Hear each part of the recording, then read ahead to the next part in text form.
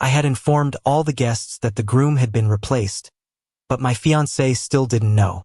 She thought she could secretly marry a poor scholarship student and quietly give him a home, thinking I wouldn't find out. But she didn't realize I'd already stepped aside generously. Not only did I send the wedding ring and tuxedo to that poor student, but I also replaced the photos at the wedding venue with intimate pictures of the two of them. Yet, on the wedding day, when she discovered the real groom wasn't me, she broke down completely and searched the whole city for me. By then, I had already disappeared from her world. Forever. Mr. Wang, just to confirm, are you saying the wedding will go ahead as planned, but the groom will be replaced by someone else? Is that correct? Facing the confused look of the planner, I nodded without hesitation. Yes, the wedding will take place as scheduled, 2 weeks from now. Any materials that need to be changed, I'll provide within the next few days. All right then. Should I inform Miss Liu? No need, I interrupted, unable to suppress the emotion in my voice. Seeing her startled expression, I took a breath and explained as calmly as I could. She's quite busy. From now on, any matters concerning the wedding should be discussed with me only. This wedding was the last gift I would ever give to Willow. And since it's a gift, it should only be revealed at the final moment.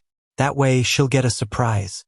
Leaving the wedding agency, I walked to the roadside, unlocked my phone, and booked a ticket to leave City J. Just as the confirmation popped up, her call came through. I answered, but before I could speak, her soft, gentle voice floated through the receiver. George, my parents said they miss you. They asked me to bring you home tonight for dinner. They also said there's something they want to give you. Can you guess what it is? I didn't respond. The Lius had only one daughter, Willow Liu, the heiress groomed since childhood to inherit the family business. Her cold, proud temperament had never changed. But ironically, it was that same Willow who once gave all her gentleness to me. At least that's what I had always believed. Our mothers were best friends, and Willow and I had grown up together. But happiness had never been something easily grasped. Barely a month after my mother passed away, my father rushed to marry that woman. Soon after, my new stepmother arranged for me to be kidnapped. I still remembered when I woke up from my coma. A man reeking of alcohol was taking the valuables from my body. Instinctively, I grabbed a bottle from the ground and smashed it against his head. He twitched a few times, then went completely still. The others turned on me, kicking and punching until I thought I was going to die. And then it was her, Willow. She burst through the door with the police. I remember her standing there, against the light, like a savior. From that day on, she became the only light in my life. I was left with deep psychological scars. Terrified of touch, terrified of darkness, terrified of people getting close. She stayed by me every day, taking me to therapy, trying everything to make me smile again. It was she who pulled me little by little out of the abyss. Back then, I thought I'd been careful enough. But before fully committing to her, I still wanted to confirm one last thing. I asked her, Willow, I can only accept love without any reservation. If you ever stop loving me, we can part peacefully. But if you betray me, I'll make sure you never find me again. She smiled, lifted her hand, and swore, George, I, Willow Liu, will only ever love you in this lifetime. I promise to always love you and treat you well. Time will prove every word I say. But now, time had proven everything. She couldn't give me that kind of love. She wanted to keep me, but she couldn't let go of another man. Just last night, in the pocket of the coat she had taken off, I found her marriage certificate with Makoto. In that instant, I couldn't even breathe. Makoto. Of course, I remembered him. The Liu family had sponsored quite a few poor scholarship students over the years. He was one of them. I remembered him not because he was outstanding, but because he was so good at pretending. I had seen it with my own eyes, how he once tried to pursue Willow, only to be rejected. Her voice back then had been cold as ice. Sorry, I already have a boyfriend. I had always disdained Makoto's clingy little games. I knew exactly what kind of attitude Willow had toward him. She had always been straightforward, never one to beat around the bush. I had even seen her reject him once right in front of me. Sorry, I already have a boyfriend. At that time, I was thrilled for days. After all, the fact that she would publicly acknowledge me as her boyfriend felt like the highest form of validation. I always believed there was no possibility between her and Makoto, until about a month ago when she suddenly brought him up. She said Makoto's mother was dying, and her last wish was to see her son in a suit, holding someone's hand and walking into marriage. Willow said she wanted to help fulfill that wish.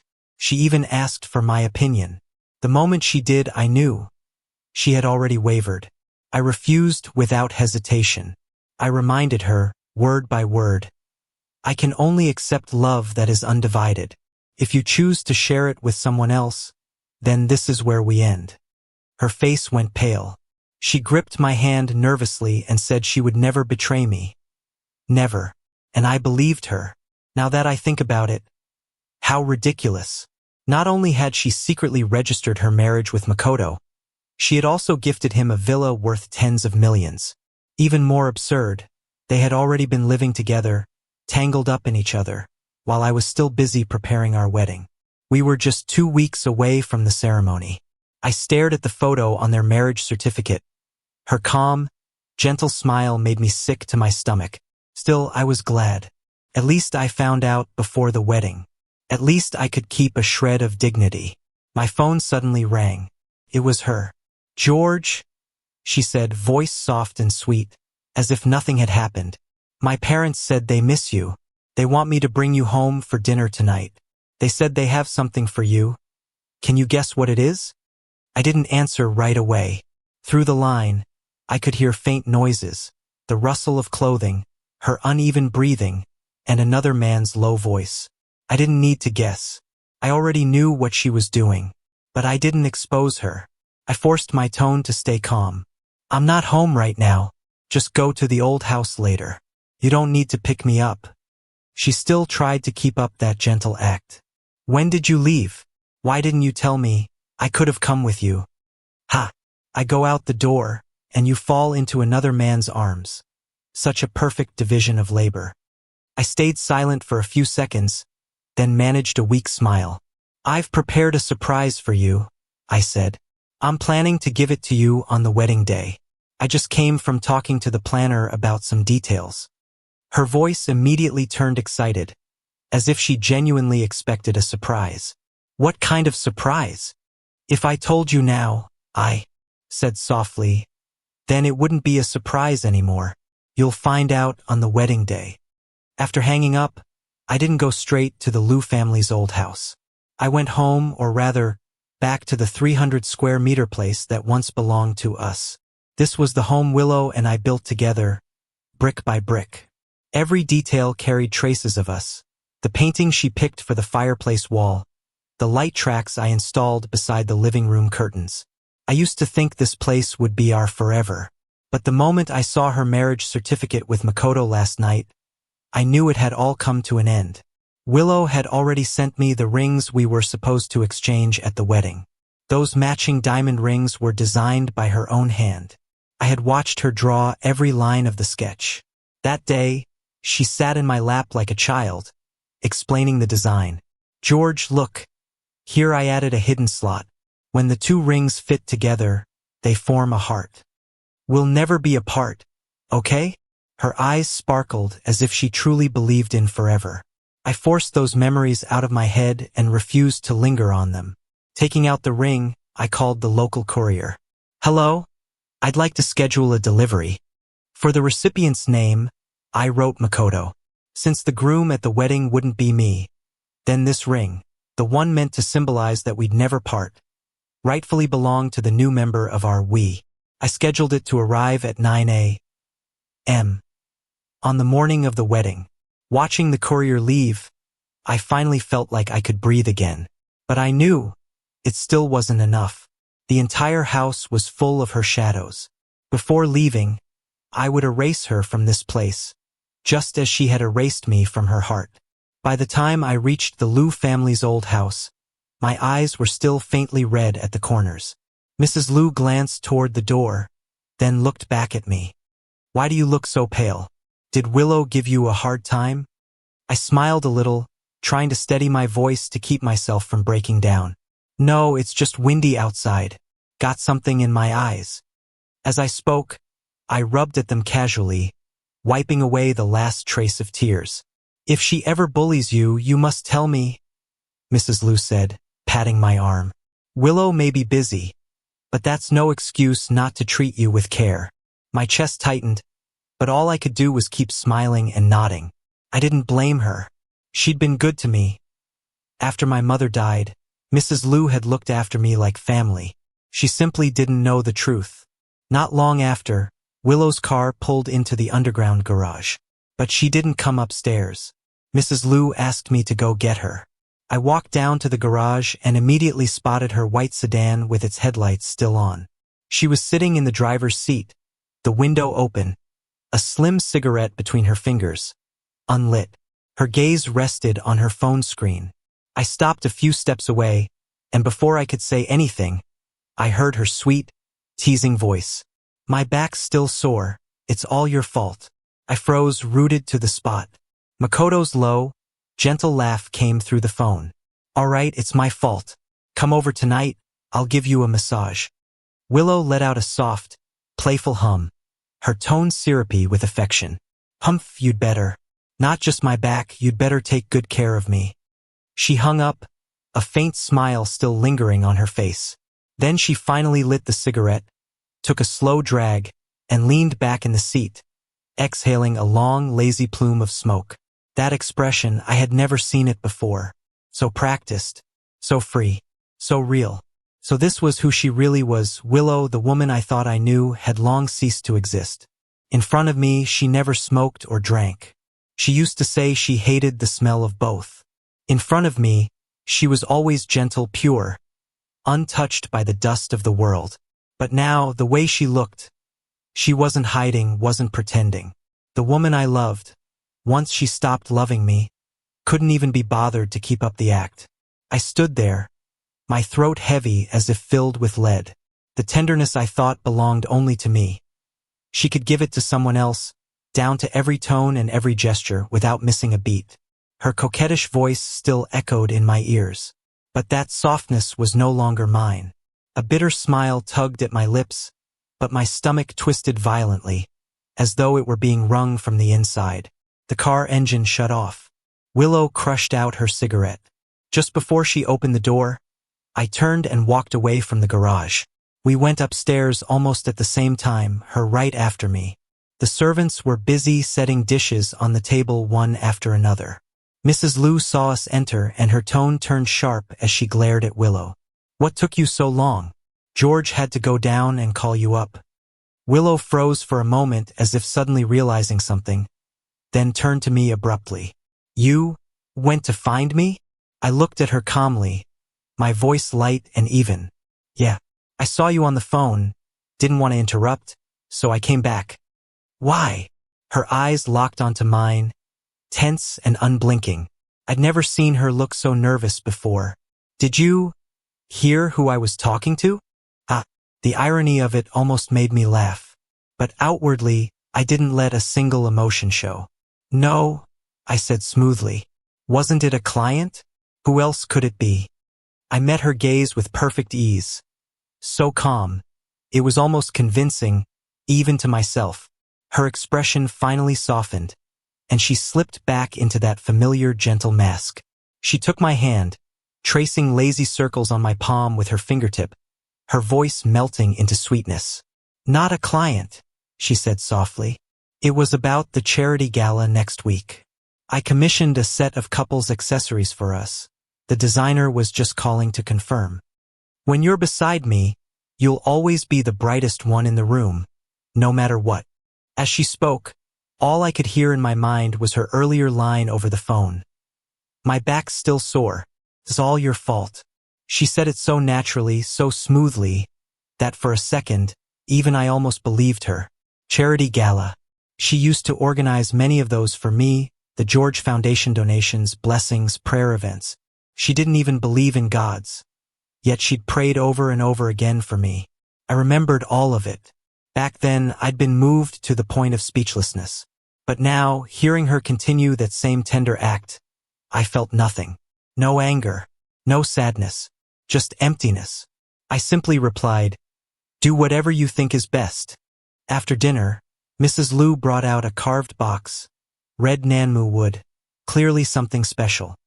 "This was meant to be passed down to the Liu family's daughter-in-law," she said warmly. "But since your uncle and I only have Willow, it's something for the two of you." I opened the box. Inside lay a pair of jade pendants, intricately carved, the texture smooth and luminous, priceless heirlooms. Mrs. Liu smiled kindly at me, but I couldn't bring myself to return it. That piece of jade symbolized inheritance, marriage, union, and I felt nothing but heaviness. I forced a polite smile, closed the box, and set it back down. "This gift is too valuable. I appreciate your kindness, Auntie, but something so meaningful should be worn on the wedding day." My tone wasn't cold, but it was firm enough. Mrs. Liu nodded, saying she would personally help us put them on. That day, I noticed Willow glancing at her watch again and again, as if she couldn't wait for the dinner to be over. Sensing it, I took the initiative to excuse myself. As she walked me downstairs, she kept rubbing her waist lightly, looking as if it still hurt. I glanced at her and asked casually, "What's wrong? Your back hurts?"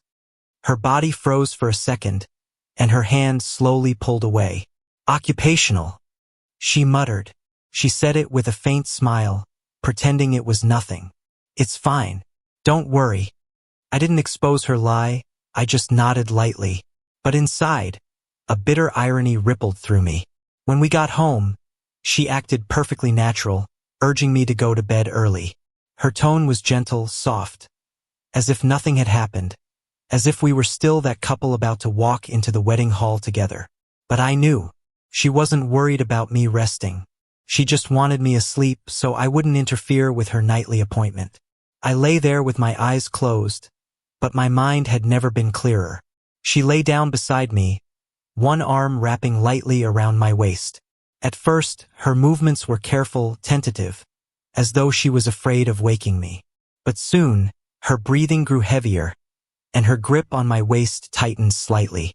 I knew what she was doing, testing me. I didn't move. I slowed my breathing, pretending to be fast asleep, just as she wanted. After a few minutes, Willow carefully got out of bed.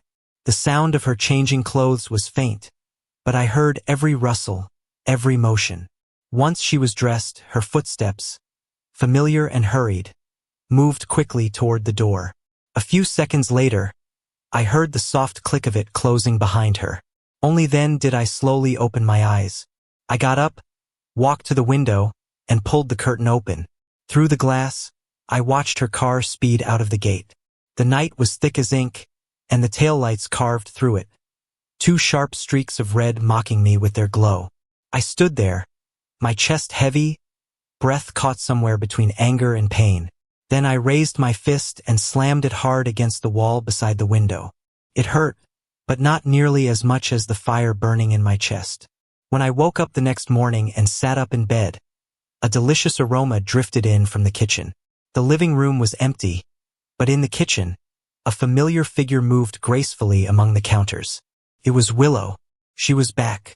My hands clenched instinctively, but I forced myself to stay calm and walked out of the bedroom. Hearing the sound, she turned around and smiled at me. That kind of smile that made time seem gentle, full of quiet affection. "I learned a new recipe," she said softly, her eyes curving like crescents as she ladled the soup into a bowl. "Come and try it. Your stomach hasn't been well, and I heard this is good for digestion." I didn't move. I just stood there watching her. After a long while, I finally sat down slowly. My gaze lingered on her. Everything looked so familiar. Yet somehow, I felt like I was looking at a stranger. "Where were you last night?" She froze for a moment, her smile stiffening before she quickly looked away. I saw the flicker of panic in her eyes, but she recovered fast. She walked over and sat beside me. She took my hand, her expression full of concern, as if I were the one who had done something wrong. "There was an urgent matter at the office last night," she said softly. "You were already asleep, so I didn't wake you. What's wrong? Did you have a nightmare?"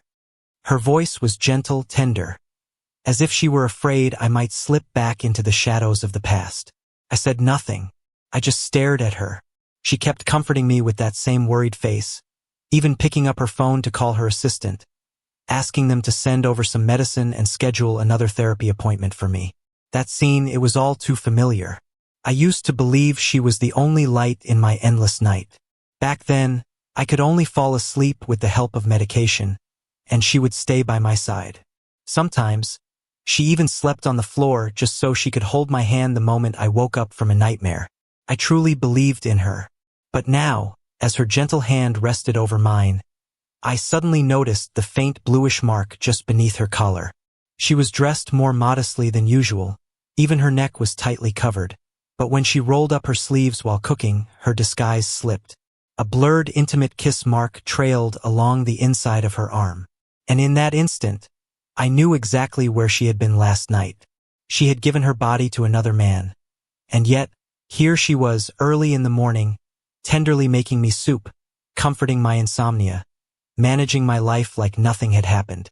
Even her lies were flawless, seamless, as if none of it were real. "Have some soup," she said, placing the bowl of sweet, nourishing broth before me. I looked into her eyes, full of false concern, then down at the bowl. My stomach churned violently. The smell alone made it hard to breathe. I suddenly shoved her hand away. The chair screeched harshly against the floor as I rushed into the bathroom. What surged up my throat wasn't just nausea. It was anger, humiliation, and something even deeper, unwillingness. Willow followed me, her face full of worry. When I stepped out of the bathroom, pale and shaken, she immediately reached out to wipe the water from my lips. But the moment her hand touched me, I instinctively pushed her away. "Don't touch me." Her hand froze midair, her eyes wide with disbelief and confusion. "George!" Her voice trembled, soft and uncertain. "Did I do something wrong?" I closed my eyes for a moment, forcing myself to swallow down the storm inside and speak calmly. "It's nothing," I said quietly. "I was just reading a novel. Maybe I unconsciously projected you into one of the characters." She finally let out a breath of relief, stepping closer to me with a gentle laugh as she wiped the moisture from my face. "Since when did you start reading novels? What's it about?" I looked straight into her eyes, my tone steady. "It's about a couple that everyone envied. But the woman couldn't stand the test of time. She changed, betrayed the man. She didn't want to give up the love she already had, but she also couldn't resist the thrill of something new. In the end, she lost both. Willow, do you think you might ever become like her?" She froze. Her fingers trembled slightly before she suddenly wrapped her arms around me, pressing her head against my chest. "Novels aren't real," she murmured, her voice muffled. "No one can break us apart, and I'll never fall in love with anyone else. George, you have to believe in my love for you." I stayed silent. Her tone was firm, unwavering, but I couldn't tell if she was trying to reassure me or convince herself. In the days that followed, she hardly left my side. Even for hospital checkups, she insisted on taking me there personally. She became gentle, cautious, just like when we first got together. Every emotion was neatly tucked away, perfectly controlled. Time slipped by, and soon it was the day of the charity gala. Willow pulled me along to get a custom suit. I wasn't particularly interested. While she discussed fabrics, I sat to the side, flipping through a lookbook, until my eyes stopped on a dark ink-colored suit. Simple, clean-cut, there was a quiet sharpness to it. It looked exactly like the person I wanted to become. She noticed my pause and asked softly, "You like this one? Try it on. If it fits, I'll have them send it home directly." I was about to agree when the clerk stepped forward, looking apologetic. "I'm sorry, Mr. Wang. This suit has already been reserved. But if you don't mind, I can recommend another style." Willow frowned, her expression cooling, her tone subtly changing. "Go ask the other customer if he'd be willing to give it up. I can offer him a new model for free." The clerk glanced at me, then leaned in to whisper something into her ear. He spoke quietly, but I still heard it. It was reserved by Mr. Ito. I looked at Willow, and the fleeting, complicated expression on her face almost made me laugh. She opened her mouth, but I spoke first. It's just a suit. Do you really expect me to fight him for it? She froze. It's a nice design, sure, I said evenly. But whether it's a person or a thing, I don't like taking what already belongs to someone else. Her brows twitched, her gaze unsteady. My words had landed right where they hurt. I didn't bother saying more. I turned, picked out another deep blue suit, and handed it to the clerk. She was silent for a few seconds before following me. In the fitting room, I took off my jacket. My phone screen lit up, countdown, 7 days. Willow's gaze fell on the countdown notification glowing on my phone screen. Her brows furrowed instinctively. She reached out to take a closer look, but before her fingers could touch it, I stepped out from behind the dressing curtain. The moment the curtain drew open, she froze, as if something had just stunned her. I stood before her in the deep blue suit. Her eyes lit up instantly, wide and bright, staring at me as though she were seeing me for the first time. "George, you look amazing in this color," she said softly. There was pure admiration and affection in her eyes. Once upon a time, just one of her looks like that would have made my heart race uncontrollably. I'd spend the rest of the day floating on that feeling. But now, I felt nothing but calm stillness, like a lake with no ripples. I averted my gaze, ignored her compliment, and reached for my phone, ready to leave. She stood on tiptoe, trying to kiss me. I turned my head slightly, dodging her touch with a casual motion. "Let's go," I said evenly. "We're running out of time." She froze, her hand still half raised, and only then seemed to remember the message she'd glimpsed earlier. "I saw the countdown on your phone. 7 days left. What's that for?" I paused, a faint tremor rippling through my chest, but my face remained composed. 7 days later would be our wedding day, and also the day I planned to leave for good. I didn't want her to know yet that the surprise she'd see at the ceremony wasn't a gift but the truth. Looking straight at her, I answered calmly, without a trace of hesitation. 7 days until the wedding. Did you forget? Her eyes flickered. Maybe guilt, maybe just an attempt to mask it, but she didn't press further. We arrived at the charity gala together. It hadn't officially begun yet, but the venue was already bustling with noise and laughter. As soon as we stepped in, a crowd gathered around us. Willow turned to glance at me, lowering her voice. "George, if you don't like the noise, I can take you somewhere quieter." I said nothing, just followed her forward. One by one, people came over, raising glasses, exchanging greetings, offering smiles.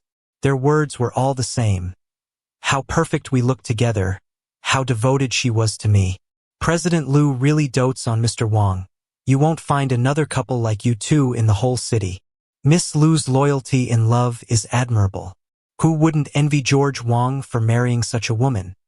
When the wedding day comes, I'll bring a grand gift. May you two have 100 years of happiness." Standing there amid the sea of voices, I felt suffocated. Willow, though, was radiant. Her smile was soft, effortless, the kind that seemed to bloom straight from the heart. I knew she relished this kind of attention, this illusion of control that made her feel untouchable.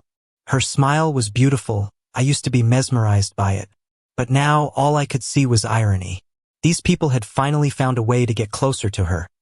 Their flattery rolled off their tongues smoother each time, each compliment louder and more shameless than the last, as if a few sweet words in her presence could earn them a share of her favor. To me, though, their voices were nothing but a dull, relentless buzz. Every blessing, every compliment, they all sounded sharper than mockery. A restless irritation crept up inside me, and I wasn't sure how much longer I could keep it from spilling over. Willow noticed my mood shift. She quickly waved off the people crowding around us and led me to a quieter corner. But that moment of calm didn't last long. A familiar and deeply unwelcome figure appeared in front of me. Makoto. He wore a dark ink-colored suit, moving with that same self-satisfied composure, every step unhurried, as though he were the star of tonight's gala. Miss Lu, Mr. Wang, he greeted smoothly. His lips curved in that polite, practiced smile. Long time no see. Even through the veneer of courtesy, I could see what hid beneath it: smugness, provocation, and the faintest hint of mockery. The charity gala was hosted by the Lu family. As someone who'd once been sponsored by them, Makoto naturally had every right to be here, and with an upcoming speech scheduled, he was basking in his own spotlight. I didn't bother looking at him. I lowered my head and scrolled through my phone, treating him as though he didn't exist. But he took a step closer, his tone light, fake, laced with that annoying casualness. Mr. Wang, are you still mad at me? I admit what I did before was wrong. I owe you an apology. I was desperate back then, so I asked Miss Lu to pretend to marry me. He gave a theatrical sigh, then added, but Miss Lu already turned me down, and now I've got a girlfriend. So why don't we just let bygones be bygones, huh? His words sounded mild, almost friendly, but every sentence was a blade wrapped in velvet, slicing at me while he smiled. That wasn't an apology. It was a performance. Willow seemed to sense it too, the deliberate arrogance in his tone. Her brows knitted together, and her voice chilled. Watch your mouth, Ito. George doesn't like you. Be smart and keep your distance. Makoto gave a derisive little laugh, brushing off her warning like it was nothing. That's fine. He doesn't have to like me, as long as the person I likes me back. His gaze shifted, landing squarely on Willow, bold, suggestive. He even had the audacity to wink. I saw the flicker in Willow's eyes, the unease she couldn't quite hide. She quickly lifted a glass from the table and downed the wine in one gulp. I didn't want to watch any longer. The two of them, standing right there, exchanging looks, whispering in a silent language they thought I couldn't see, as if I were invisible. I stood up, face cold, and walked toward the restroom. Behind me, I heard Willow's chair scrape back. She must have tried to follow, but before she could take more than a few steps, someone intercepted her. A group of guests had surrounded Makoto, showering him with flattery, as if they'd just discovered the next rising star. Mr. Ito, that suit looks incredible on you. And the earring so elegant. Makoto tilted his chin proudly. Of course, my girlfriend gave it to me. Everything she picks is the best. Someone suddenly noticed, voice rising in mock surprise. Wait, that earring. It looks just like the jade from Mr. Wang's ring. Don't tell me your girlfriend and Miss Lu bought theirs from the same piece of jade? I froze mid-step. Slowly, I looked down at the ring on my finger, the smooth jade band shining faintly under the light. It was the one Willow had designed herself. She told me the two rings formed a heart when joined together, a hidden groove connecting them into one perfect shape. She'd said it meant we would never be apart, and I had believed her. I had treated that promise like a sacred vow. Now, the jade's cool surface pressed into my palm like a cruel reminder that the heart we shared had always been broken. I slid the ring off my finger, closing my fist tightly around it. The rounded edge of the stone bit into my skin, sharp, steady, until the pain spread through my hand, numbing everything else. I had barely been in the restroom for 2 minutes when a familiar ringtone rang out from the hallway. Just one chime, then it was cut short, answered immediately. And then, clear as day, I heard Willow's voice, low and hurried. Meet me at the little garden. A moment later came the sharp rhythm of her heels striking the marble floor, quick, deliberate, fading gradually into the distance. I closed my eyes and a cold, bitter smile tugged at my lips. She never changed. She always acted faster than she spoke. I knew this place better than anyone. The little garden, the hidden paths, the quiet corners. I could walk them blindfolded. Instead of taking the main corridor, I slipped into the storage room at the far end. There, behind a stack of boxes, was a tall glass window. The window itself couldn't be opened, but the narrow gap was enough to give me a clear view of the outside. Just as I expected, she appeared within minutes. Her steps were hurried, her face glowing with anticipation.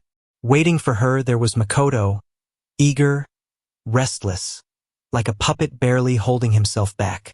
The moment he saw her, he pulled her straight into his arms. And she didn't resist. Not at all. She melted into him, arms wrapping around his waist, pressing herself so close, it looked like she wanted to merge into his bones. My hand, hidden behind the window frame, trembled slightly. Then I heard her voice, that soft, teasing tone she used only when she felt safe, when she thought no one was watching. "Stop teasing me. The doctor said I'm getting weak from exhaustion." I almost laughed. Exhaustion, of course. That night, when she never came home, I'd believed she was stuck at work, entertaining clients. But now I knew the truth. She wasn't working, she was being drained. I thought back to that night after she returned from the Liu family estate. Her body marked with faint bruises, claiming she just had a sore back, wearing clothes buttoned all the way up to her neck. Now the truth had graciously revealed itself. No more pretending, no more guessing. Makoto tilted her chin up, forcing her to look at him. Without hesitation, she rose on tiptoe and kissed him, deep, hungry, like it was the most natural thing in the world. Their bodies pressed together, mouths locked. The wet she frowned in pain but didn't pull away. Not until a trace of blood appeared did she finally shove him off and scold him under her breath. "Are you crazy? I told you, don't leave marks where people can see. George will be upset." I almost laughed again. How considerate of her, still thinking about my feelings. Makoto only smirked, unfazed, sliding a hand up her back and squeezing playfully. "Just make up some excuse. He won't suspect a thing," he said, his voice dropping lower, rough with amusement. "I like you like this. Come over tonight. I've got something new for you to try." He whispered something else into her ear, and whatever it was, her lips parted slightly, her gaze darkened with heat. The next moment, she grabbed his collar and kissed him again, and I just stood there, watching through that narrow slit in the glass, as my future bride tangled herself around another man. She had told me she loved only me. She had sworn that in this lifetime, she'd marry no one else. She had once knelt before me, sketching the design of our rings by hand, saying she wanted them to symbolize a promise, that we would never part, not in this lifetime. But she had given the other half of that heart to someone else. Leaning against the window frame, I clenched my hands so tightly that my knuckles turned pale, trembling from the tension. Something inside my stomach twisted violently. I nearly lost my balance. By the time I stepped out of the storage room, Willow had already separated from Makoto. She looked perfectly composed, as though nothing had happened, scanning the crowd in search of me.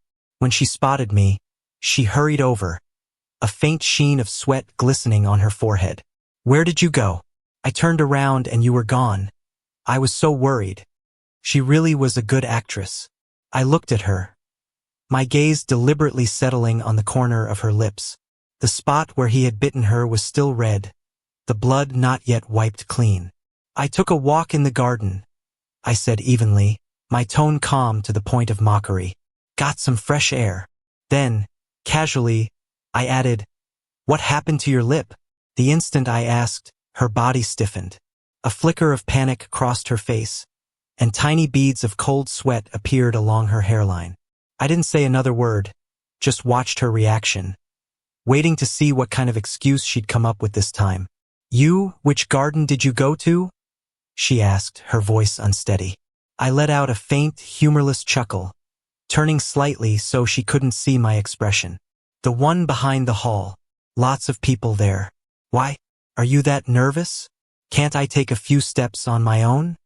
Her shoulders visibly relaxed, relief washing over her features as if she'd just stepped back from the edge of hell.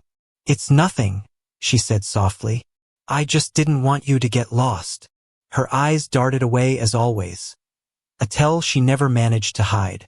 I didn't bother responding. My gaze drifted to the main stage instead. That bastard Makoto stood there under the spotlight, giving his speech, talking about how the Liu family had once sponsored him, how their kindness was as deep as the mountains, repeating Willow's name again and again. Each time he said it, his eyes flicked toward us. I didn't need to guess what he'd say next. Beside me, Willow's eyes were fixed on him too. Her expression was complicated, guilt and longing twisting together in the same glance. I saw her bite her lip, or maybe she was just remembering his bite, because the moment she did, pain flashed across her face. I remembered exactly how that wound had been made. And yet, she still hadn't thought of how to explain it to me. Then, as though realizing I was still waiting for an answer, she mumbled, I've been a little overheated lately. Got a blister near my lip and accidentally scraped it. What a clumsy lie. I laughed under my breath. Cold, humorless, and didn't bother exposing her. I'm tired. I'm going home. I turned away without waiting for her reaction. I didn't want to see that panicked look on her face again. She hurried after me, her grip tight around my wrist, almost desperate. Wait, I'll tell my parents, we'll go together. In the end, she took me back to the old Liu family estate. She said her mother wanted us to stay for the night, a final gathering before the wedding. I didn't refuse, but after washing up and lying down, I felt like I was sinking into a deep, silent well. My body was exhausted, yet sleep refused to come. Leaning against the pillow, I half closed my eyes, listening to the faint tapping of her fingers on her phone screen. Then came a soft laugh, low, throaty, and unmistakably flirtatious. The kind of laugh a woman only makes when she's speaking to her lover. I kept my eyes shut, forcing myself not to imagine who she was texting, what they were saying, or what secret little game they were playing. I don't know how much time passed before she gently shook me awake. George, she whispered, kissing my cheek lightly. Mom wants to talk to me for a bit. I'll be right back. If you wake up, just call me. Okay? I murmured and turning over as if half asleep. The door closed softly behind her. Her footsteps faded down the hallway, toward the study. I waited until silence returned, then sat up. From down the hall, faintly, I could hear the soft rhythm of two pairs of footsteps, hers and her mother's, heading toward the study. I got up barefoot and quietly walked to the door. The floor was cold beneath my feet, each step light and soundless as I made my way down the hallway toward the study. The door wasn't fully closed. A thin strip of light slipped through the crack. Then I heard it. Liu Mother's voice. Low, controlled, trembling with anger. I've told you so many times, Willow, George is a good man. Since you've already chosen to be with him, then keep those filthy men away from you. Her tone sharpened. Makoto of all people, how can you still be entangled with him? Do you even realize the whole social circle is laughing at you? I froze. Even my breath stopped midway. So that was it. They knew. They'd all known. Willow and Makoto, their affair wasn't a secret. Liu Mother knew. And not just her. The people in their glittering, well-bred circle knew too. All this time it was only me, the fool, faithfully clutching the illusion of love and loyalty, guarding a lie as if it were something sacred.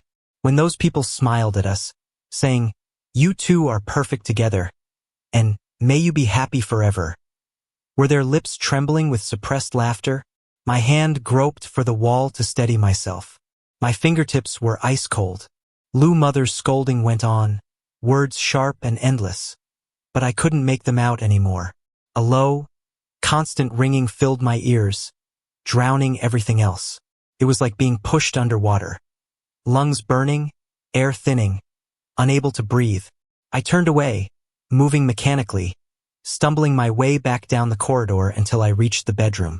Falling onto the bed, I curled up beneath the blanket, shaking. Only one thought kept echoing in my mind, over and over, so even sincerity can be faked. And love can be too. When I returned to the bedroom, I felt hollow, like my soul had slipped out of my body, leaving behind only a shell. My mind drifted in and out, and before long, I sank into a heavy, dreamless sleep. Somewhere in that half-conscious haze, I sensed Willow come back. She sat by the bed for a long time, watching me. Her gaze was hot, the same kind of gaze I used to give her when she was asleep, when I still believed I was the luckiest man in the world. Only now, I knew that beneath that warmth, there was no longer love, only guilt, fear, and calculation. Her phone rang a few times. First, she ignored it, but the ringing grew sharper, more urgent, stabbing through the quiet room like needles. After a few seconds of hesitation, she finally stood up. I could hear her breathing, shallow, conflicted. Then the soft rustle of her clothes as she turned and walked out. I didn't open my eyes. I didn't ask where she was going. I already knew. When I woke the next morning, the other side of the bed was empty. At breakfast, Lu's mother personally brought a tray over to me. Her smile gentle, her tone maternal, the perfect picture of care. Willow said there's an urgent matter at work, she said kindly. She had to leave early. You should stay and keep your uncle company, play a few rounds of chess. It's not good for you to stay alone all the time. Her voice was calm, natural, her expression flawless. If I hadn't overheard their conversation last night, I might have believed her again. Might have mistaken that polished performance for genuine concern. But now, I could only see her the way I saw Willow. A woman who could lie with a smile and make it sound like love. I smiled faintly, my tone polite, steady. There are still some wedding details I need to confirm with the planner. We've been preparing for months. I don't want any mistakes. I'll visit Uncle another day. She nodded, not pressing further. I knew what she was thinking. Perhaps relief, perhaps expectation, but I didn't care to guess anymore. After breakfast, I left without delay and went straight to the wedding planning company. I hadn't lied, there was something to handle. Last week, I had already instructed them to replace the groom's name, from mine to Makoto's. I told them I would deliver the rest of the required materials myself. In the past few days, Willow had been glued to my side, almost never giving me a moment alone. But she had forgotten she'd built her life around me. Her passwords, her phone, her computer, they were all my birthday. She thought I trusted her too much to look. She thought I was too naive to doubt.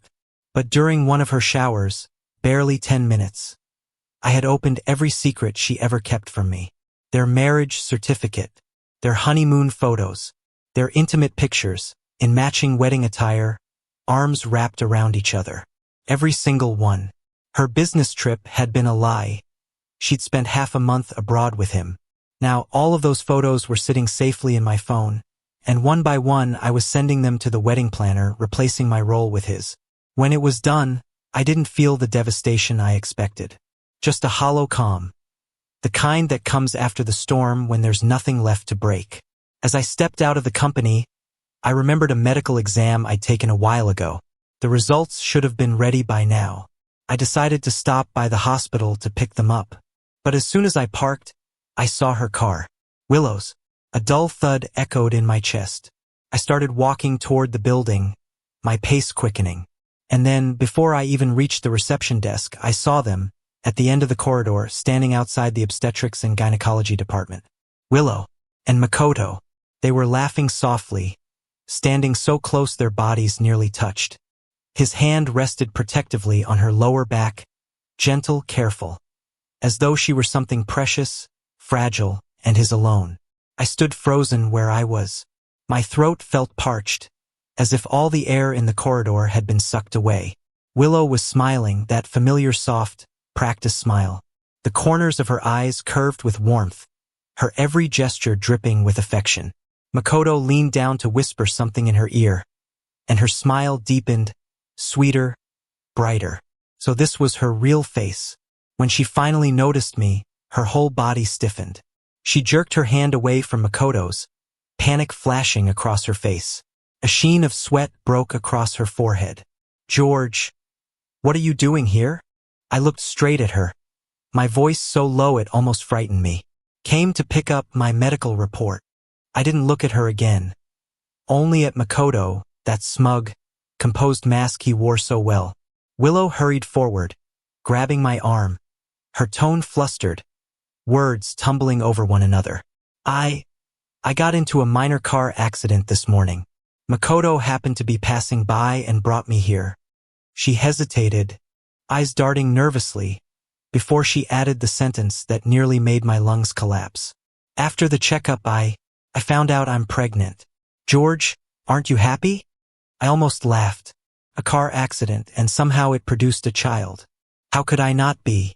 I'm happy, I said softly, my tone so gentle it didn't even sound like me. Makoto met my eyes with that infuriating calmness.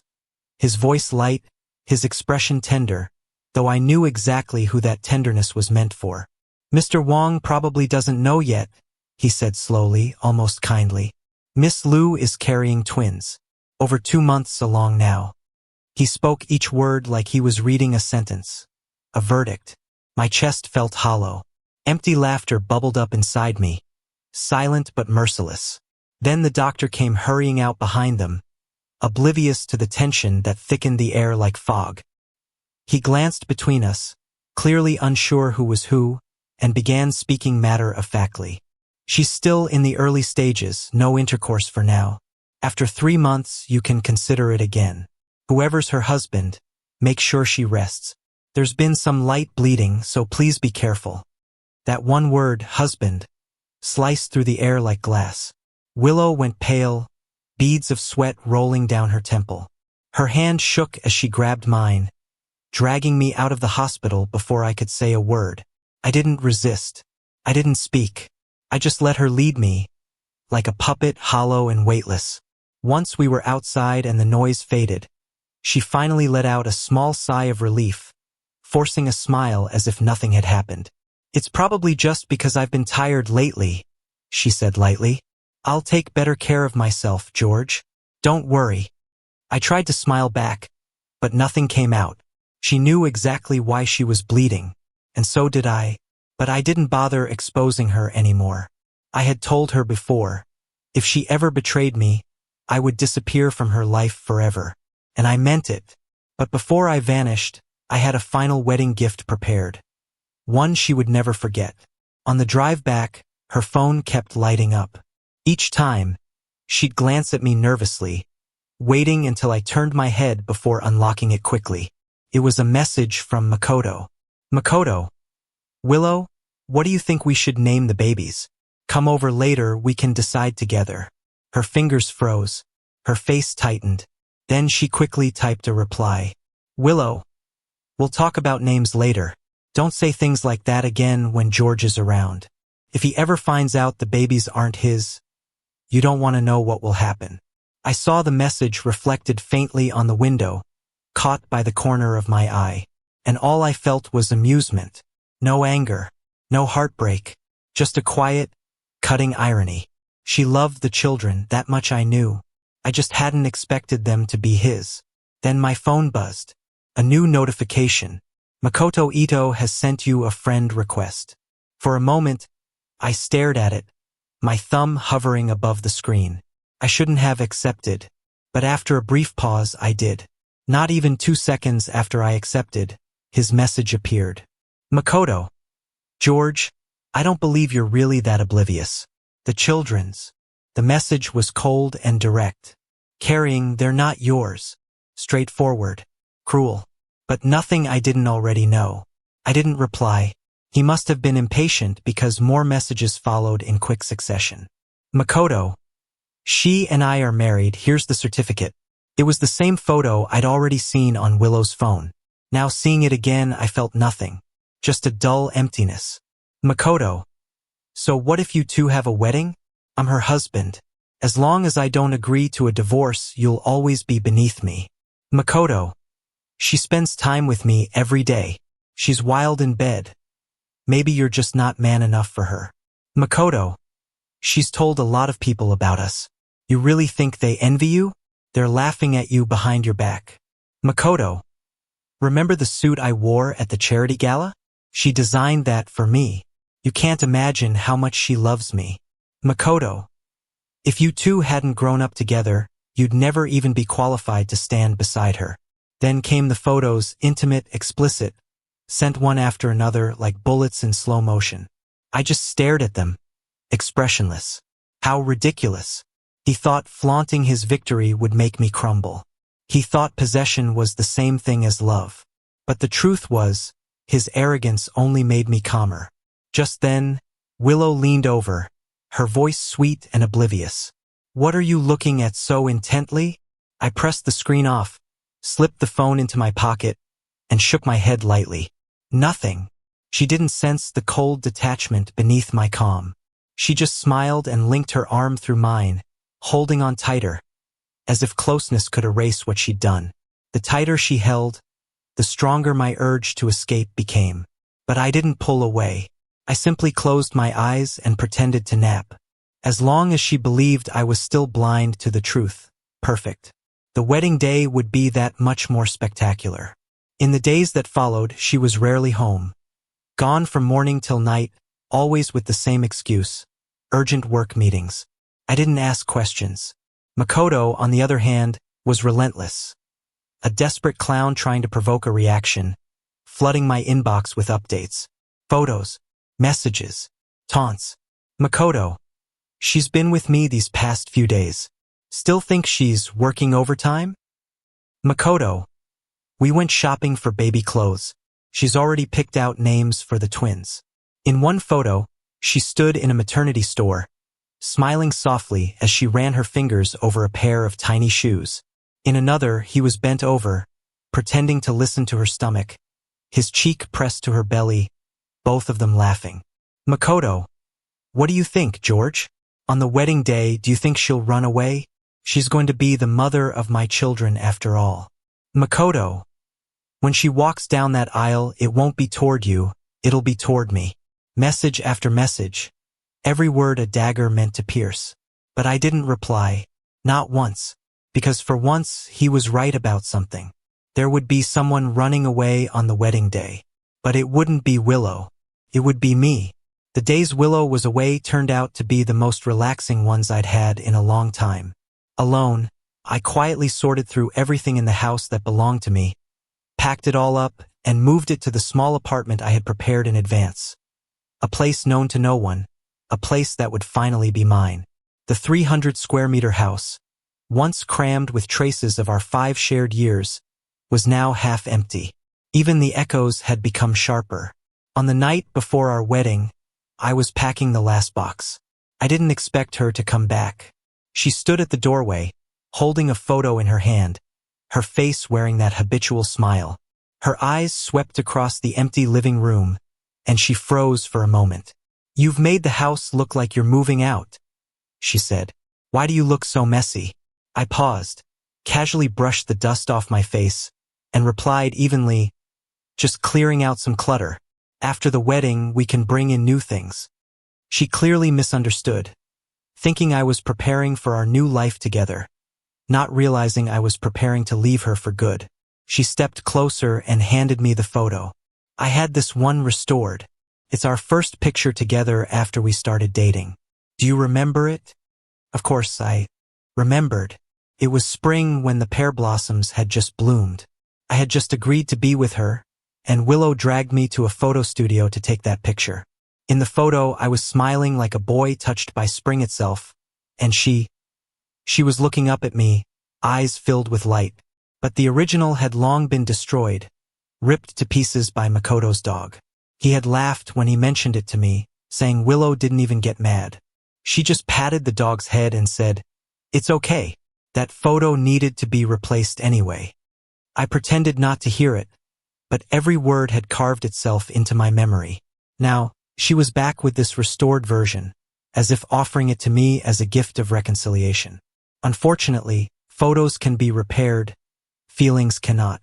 I stared at the photo for a moment before saying softly, "I feel like eating your noodles again." She blinked, then her eyes lit up. "You mean my beef sauce hand-pulled noodles?" "Yeah." I nodded. "Let's have dinner together." It was one of my most humiliating memories. When she first rescued me, I was starving, devouring noodles like a stray dog. She sat quietly across from me, watching as I finished 3 bowls without saying a word. The next day, she went to a small restaurant and secretly learned how to make them. Spent a month just to recreate that flavor for me. That was the first time I ever mistook pity for love. Maybe this meal could serve as the final period at the end of our twisted relationship. She agreed immediately, smiling like a child finally granted her long-awaited wish. But when the 2 steaming bowls of noodles were placed on the table, her phone rang. I knew exactly who it was. Her relaxed face turned stiff. After hanging up, she looked at me, guilt and hesitation clouding her eyes. "George, there's an emergency at work." I lifted my head and looked at her. Didn't call her out on the lie. Didn't expose her. I simply smiled, stirred the noodles in my bowl and said, "It's fine. Work's important. Go ahead. There'll be plenty of time later." She seemed startled, confused by how calm I sounded. Then she stepped forward and hugged me lightly. "Thank you for understanding, George. I might be busy until late tonight. You don't have to wait for me. I'm really looking forward to the wedding tomorrow." She said it while holding me, her eyes brimming with happiness she couldn't hide. Buried in her arms, I mumbled back, "I'm looking forward to it too." Looking forward to seeing her face when she realized the groom had changed. She would be so surprised. Not long after she left, my phone buzzed. It was Makoto. "George, she's spending the night before your wedding with me. What makes you think you can compete with me? Do you really believe you can win?" He sounded triumphant, flooding my screen with words sharp enough to sting. I didn't reply. I just turned off the screen. The bowl of noodles on the table looked perfect. Color, aroma, everything just right. Yet I had no appetite at all. Turns out not only feelings can change, even a person's habits and tastes can shift without effort. I picked up the photo she had brought back the night before and tore it in half with my fingers. Right between the two of us. Only her smiling half remained. That was the truest ending. I went to the bathroom, took a long, hot bath, and let the silence sink into me. Not long after, I fell into a deep sleep, the best I'd had in years. The next morning, before 7, I woke up on time. 2 notifications glowed on my phone screen, one reminding me of the train departure time and another showing the delivery in transit. It was the diamond ring I had handed to the courier yesterday. The couple's ring set would soon arrive, right at the wedding venue, into the hands of the groom Makoto. My mood was unexpectedly calm. I packed the last bit of luggage, left that place behind, and didn't look back once. That spacious 300-square-meter house, once what I called home, was now nothing more than the shell of a lie. At the same time, Willow woke up in Makoto's bed. I didn't need to imagine it. She would hurry back, heart still fluttering with happiness, and send me a message. "George, I can't wait to see you right now." And I would reply, "Me too. I hope you'll like the surprise I prepared for you when the wedding begins." The wedding hall was crowded with guests. Willow stood on stage, beaming with joy, recounting our story, how we grew up together, how we supported each other through the years. She smiled, eyes shining with affection. Soft, romantic music began to play. Balloons floated upward as the groom, under everyone's gaze, walked toward her. "George," she said, her voice trembling with emotion, "I'm willing to spend the rest of my life proving my love to you, cherishing you forever. Will you stay with me from this day on for a lifetime?" The crowd held its breath. The groom nodded firmly. In the dim lighting, she finally saw clearly. The man walking toward her was not me. Her smile froze in place. Even across the crowd, I could almost see her body shudder, fear rippling through her like a shadow. And I was already on a train to another city, watching it all unfold from a distance. Eyes cold, heart quiet. This wedding was my final gift to her. "Willow, the surprise you've been waiting for has arrived."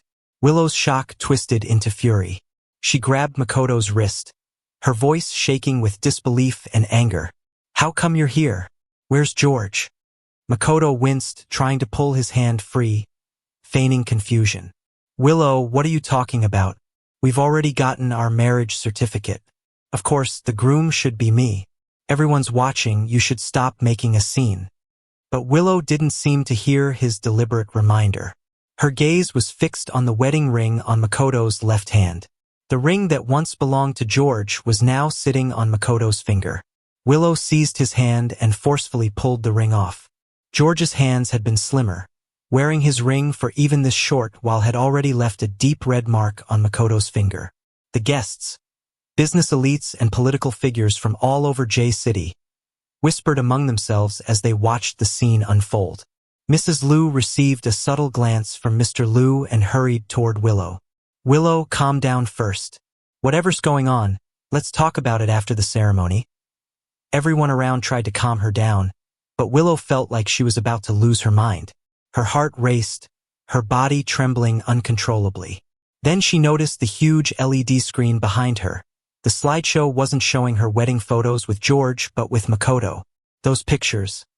She remembered now. They were taken after she'd agreed to get the marriage certificate with Makoto. Photos he had begged her to take. One photo after another flashed before her eyes. And suddenly, George's last message replayed in her mind. I hope you'll like the surprise I prepared for you when the wedding begins. Willow's heart lurched violently. The taut string inside her finally snapped. Now she understood what kind of surprise he meant. Makoto stepped closer, carefully taking her trembling hand, his tone syrupy and submissive. Willow, George ran away from the wedding. But you still have me, and our baby. Let's just finish the ceremony first. Get out. Willow's composure shattered. She screamed, cutting him off mid-sentence. The next second, her raised hand came crashing down on his face with a loud crack. Makoto's head spun from the force. A red, swollen handprint bloomed across his cheek almost instantly. What nonsense are you spouting? George and I love each other. He'd never run away without a reason. Did you say something to him? And who do you think you are? This is our wedding, mine and George's. Even if he didn't come, you have no right to stand here. Makoto's ears rang. Willow's words blurred into a distant buzz. The slap had been so hard his vision swam. He stumbled backward, lost his footing, and fell from the nearly 1-meter-high stage. A sharp crack followed by his scream. His calf bone had snapped. My leg! Chaos erupted across the venue. Guests panicked, staff rushed in, but Willow couldn't focus on any of it. Her thoughts spun in agony. Makoto had said George ran away. She refused to believe it. Amid the confusion, she turned and ran, against the flow of people, bolting out of the wedding hall and into her car. George, you're just joking with me, right? You must be at home waiting for me. The groom can't be anyone else. It has to be you. A trip that should have taken an hour took her only 30 minutes. But when she flung open the door, all she found was an empty house. Nothing else. Just silence and absence. Willow rushed through every room searching desperately. She opened every door, tore through every corner. But George was nowhere to be found. George, please don't joke with me, okay? We still have to hold our wedding. She called his name over and over, each unanswered echo chipping away at her hope until none remained. She had already noticed earlier, all of George's belongings were gone. The couple's matching items, the framed photos on the walls, the anniversary gifts they'd exchanged. Every trace of his existence in this house vanished. She should have realized it last night. When Willow came home, she immediately sensed something was off, but she ignored it. On the dining table, the 2 bowls of noodles she'd cooked the night before still sat untouched. And the first official photo they'd ever taken together, now torn in half, lay carelessly discarded beside them. Only her half remained. Willow felt as though her own heart had been ripped apart just like that photo, raw, bleeding, and beyond repair. At that moment, she finally understood. George was truly gone. But why? No matter how hard she tried to think, she couldn't figure out what had made George leave so suddenly. Her phone rang. Willow's hands trembled so badly she could barely hold it steady. When she finally managed to grab the phone, her heart lifted, only to crash again when she saw the name on the screen. It wasn't George. It was Mrs. Liu. Her breath hitched. The emotional whiplash left her dizzy, and a sharp cramp twisted through her stomach. As soon as she answered, Mrs. Liu's angry voice exploded through the speaker. Willow, is it true what Makoto said, that you're pregnant? And when did you two even get a marriage certificate without telling us? Willow, how could you be so foolish? It's one thing to play around, but to get pregnant with Makoto's child and still want to marry George. What were you thinking? Have you found George yet? Willow's voice was completely hoarse from screaming earlier. When she finally managed to speak, her tone was lifeless. George is gone. Mrs. Liu's voice carried through the line, sharp with both anger and disappointment. He's the kind of man who can't stand even a grain of sand in his eye. No wonder he insisted I give him the jade pendant only on the wedding day. He must have discovered what happened between you and Makoto." Mrs. Lu continued speaking, but Willow couldn't hear another word. Her mind echoed with just one sentence. "He must have discovered what happened between you and Makoto." Then a memory surfaced, George's warning on the day he agreed to be with her. "Willow, I can only accept love that holds nothing back. If you stop loving me, we can part peacefully. But if you betray me, I'll make sure you never find me again." Mrs. Lu's speculation and George's words looped endlessly in her mind, torturing her until she felt like she was losing her grip on reality. George left because he had found out about her and Makoto. As she forced herself to think clearly, the truth began to unravel before her eyes. Her affair with Makoto had been full of cracks and clues. George must have seen through her betrayal. That's why his behavior had become increasingly distant, increasingly strange. But during that time, she had been too focused on Makoto, so much that even when she noticed George's subtle change, she brushed it aside. Now she realized everything had been warning her. She just refused to see it, foolishly believing she was still in control. Willow's chest ached with a dull, unrelenting pain, the weight of guilt threatening to crush her. But no matter what, she had to find George. Between them, the story couldn't end. Not until she said it was over. Forcing herself to focus, Willow redialed George's number. But again and again, every call went unanswered. Then she opened WeChat, scrolled to his pin chat and sent a message, only to see that sharp, cruel red exclamation mark appear. George had blocked her everywhere. She stared blankly at her phone, on the verge of losing her mind. Even if he left, where could he possibly go? George's father had remarried years ago after his mother's death, and his stepmother had once even schemed against him. After being rescued, his relationship with his father had turned ice cold. He would never go back there. Willow spent a long time searching before she managed to find contact information for George's old friends. But everyone she called responded with the same startled question. "Isn't today your wedding? How could he possibly be here?" Each time, her fragile hope crumbled a little more. Despair swallowed her whole. Until finally, she called George's closest friend, David. The moment he heard Willow's voice and her reason for calling, he gave a short, derisive laugh. "Looking for George? Willow, stop dreaming. A cheating woman like you doesn't deserve to see him again. You don't even have the right to know where he went." Willow ignored his insults. Hope flared weakly inside her again as she clutched the phone, speaking fast, desperate. You do know where he is, don't you? Tell me, please. Whatever you want, I'll give it to you. I can pay you." Before she could finish, David spat out a sharp, "D." "So you think a bit of money makes you special? Your cash means nothing to me, Willow. Even a dog would shake its head at your so-called remorse." Willow didn't even realize the call had ended. She kept speaking into the void, her voice breaking with sobs. "I really know I was wrong. Please, I'm begging you, tell me where George is." When she finally noticed the line was dead, she tried calling again, only to find she'd been blocked. Willow let out a hoarse scream and pounded her fists against the floor until her skin split open, blood smearing across the cold tiles. But she didn't seem to feel the pain. She just kept hitting again and again as if punishing herself could undo what she'd done.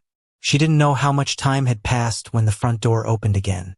After half a day of repeated heartbreak, a flicker of impossible hope still sparked in her chest. Maybe it was George. But when she looked up and saw Mrs. Lu step inside, the last of her strength collapsed. Her shoulders slumped, her whole body folding in on itself. Mrs. Lu looked at her, this broken, blood-stained mess of a woman, and felt both anger and pity. "I warned you again and again to cut things off with Makoto, but you wouldn't listen. And now look at you, tearing yourself apart like this." Willow didn't know how to respond. Back then, she had thought she could balance both George and Makoto, that she could keep her perfect life intact. But she'd forgotten. There's no wall that can hide a secret forever. She regretted it now. Deeply, truly regretted it. She had thought everything was under control, that because she hadn't fallen in love with Makoto because it was just a game, nothing would go wrong. But she was wrong. Terribly wrong. Mrs. Lu's voice went on relentlessly. Makoto's leg is broken, and it was because of you. We can't just ignore him now, especially since he's the father of your child. George chose to leave without saying anything. That means there's no going back. You already registered your marriage with Makoto, and you're carrying his baby. Stop looking for George. No, Willow snapped, her voice trembling but fierce. She lunged forward, snatching Mrs. Lu's phone from her hand. I won't give up. He only blocked me, not you. She quickly found George's number in the contacts and dialed. The ringtone dragged on for what felt like forever before the call finally connected. Hello, George's voice. Willow's whole body began to shake violently. Blood from her palms soaked into Mrs. Lu's phone. Her voice came out cracked, trembling, but full of desperate hope. George, it's me. But the moment her voice reached his ears, the line went dead. Willow, breathing heavily, coughed twice in a dry, raspy way and suddenly spat out a mouthful of blood, leaving Mrs. Lu, who was beside her, horrified. George, how cruel you are, Mrs. Lu said. Willow's shoulders trembled. Tears streamed uncontrollably down her face. After a long while, she managed to calm herself down with great effort. Sensing George's firm attitude, Willow realized that no matter how many times she called him again, he would most likely hang up or block her. There was no point in clinging to something like that. Willow thought of the call she had just made to David. David surely knew where George was. Ignoring Mrs. Lu's worried gaze, she called her assistant. Assistant Kim, send someone to follow David. Any news related to George must be reported to me immediately. And also check all flights and train departures from City J today. If you find any lead, let me know right away. Order after order. Willow didn't allow herself a single moment of rest. Only by keeping herself busy could she stop the pain from consuming her. Mrs. Lu opened her mouth several times but finally said what she had wanted to say earlier, trying to persuade Willow to let it go. Willow, the world is huge. If George is determined to leave, what can you really do to find him? What happened at the wedding was witnessed by so many people. It's already spread throughout City J. This could affect not only you, even the Lu family could get dragged into it. The best thing now would be for you and Makoto to make a public statement together with a PR team backing you up. Willow interrupted Mrs. Lu in a tone that left no room for argument. Mom, don't try to convince me. Whatever happens, I have to find George. If he comes back, I'll accept whatever comes my way. But giving up on finding him would be no different from asking to be killed. So no matter what it took, even if I had to move heaven and earth, she would find George. After saying that, Willow didn't even bother wiping the blood from her hands or the corners of her lips. She left the house straight for the office.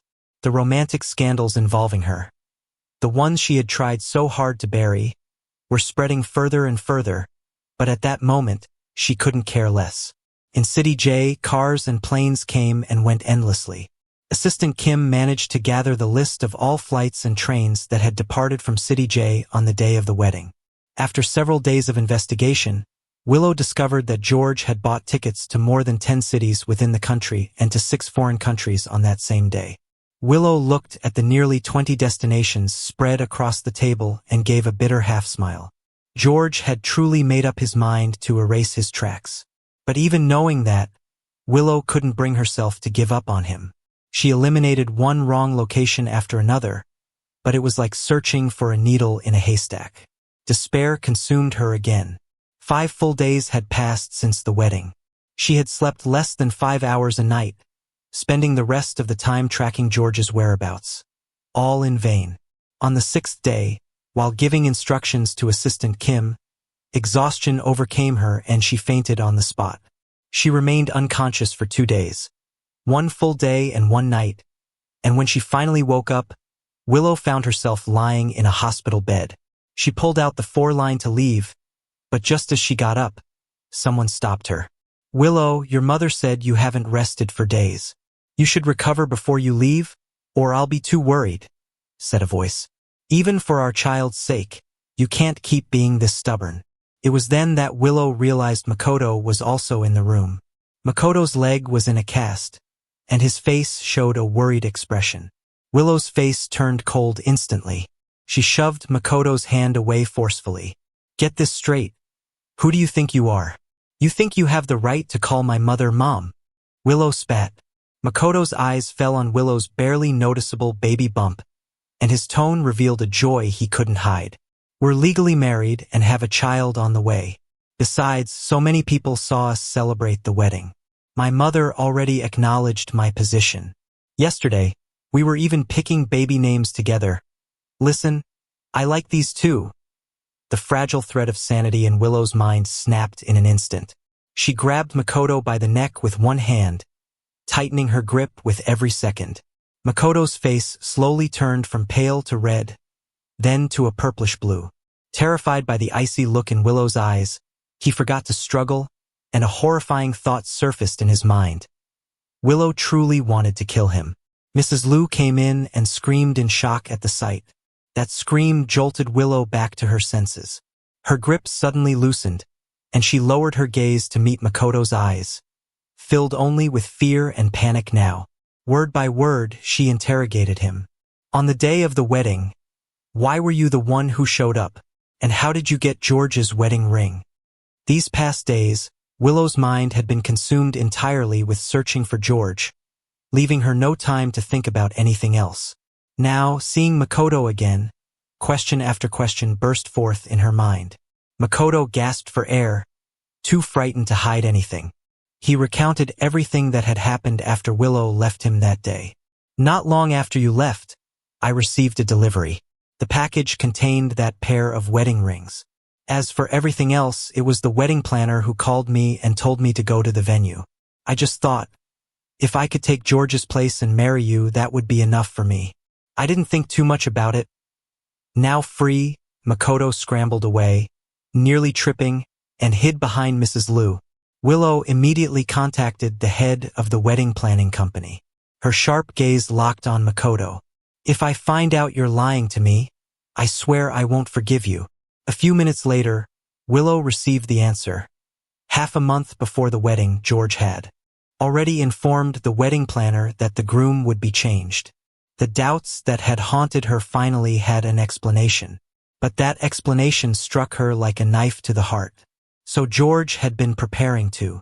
Willow collapsed to her knees, her mind unable to process the cruelty George had shown. How could he just walk away like that? After all those years of love between them, did it really mean so little to him? Yet, if she hadn't first succumbed to Makoto's temptation and betrayed George, he would never have been driven to such a heartless decision. She slapped herself hard, once, twice, but the regret gnawed at her only more fiercely. Suddenly, her phone rang, breaking through her despair. It was Assistant Kim's voice. Director Liu, we've received information about Mr. Wang from Mr. Kim. Willow's eyes lit up instantly. Tell me. The person tracking Mr. Kim had managed to take a blurry photo of him chatting with Mr. Wang. From the background, it seemed that Mr. Wang was in Lhasa, Tibet. A moment later, a blurry, enlarged photo arrived on Willow's phone. Even though the face was barely recognizable, Willow knew instantly it was George. She stared at the photo with an obsessive intensity. Book me the earliest flight to Lhasa. I'm going to find George. 3 hours later, she boarded a plane bound for Lhasa. After a flight that lasted over 5 hours, Willow arrived and immediately headed for the location shown in the background of the photo. She asked around and finally traced her way to the guest house where George had been staying recently. When she showed the photo to the owner and asked about him, she was told that George had just left. Not long ago. Willow froze on the spot, the faint ringing in her ears echoing louder. She understood why George had left in such a hurry.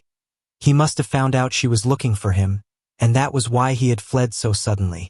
Willow stood in the room George had stayed in before leaving. His scent still lingered in the air. In the bathroom, she found a brooch he had left behind. She carefully placed it into the pocket over her heart, pressing her hand tightly against it. Inside that same pocket was a photo of George. a photo she carried everywhere. It was the only thing that brought her a moment of peace.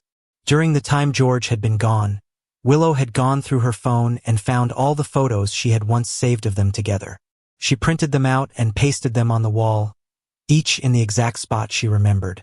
She even repurchased the matching couple items and the same clothes George used to wear, every single piece.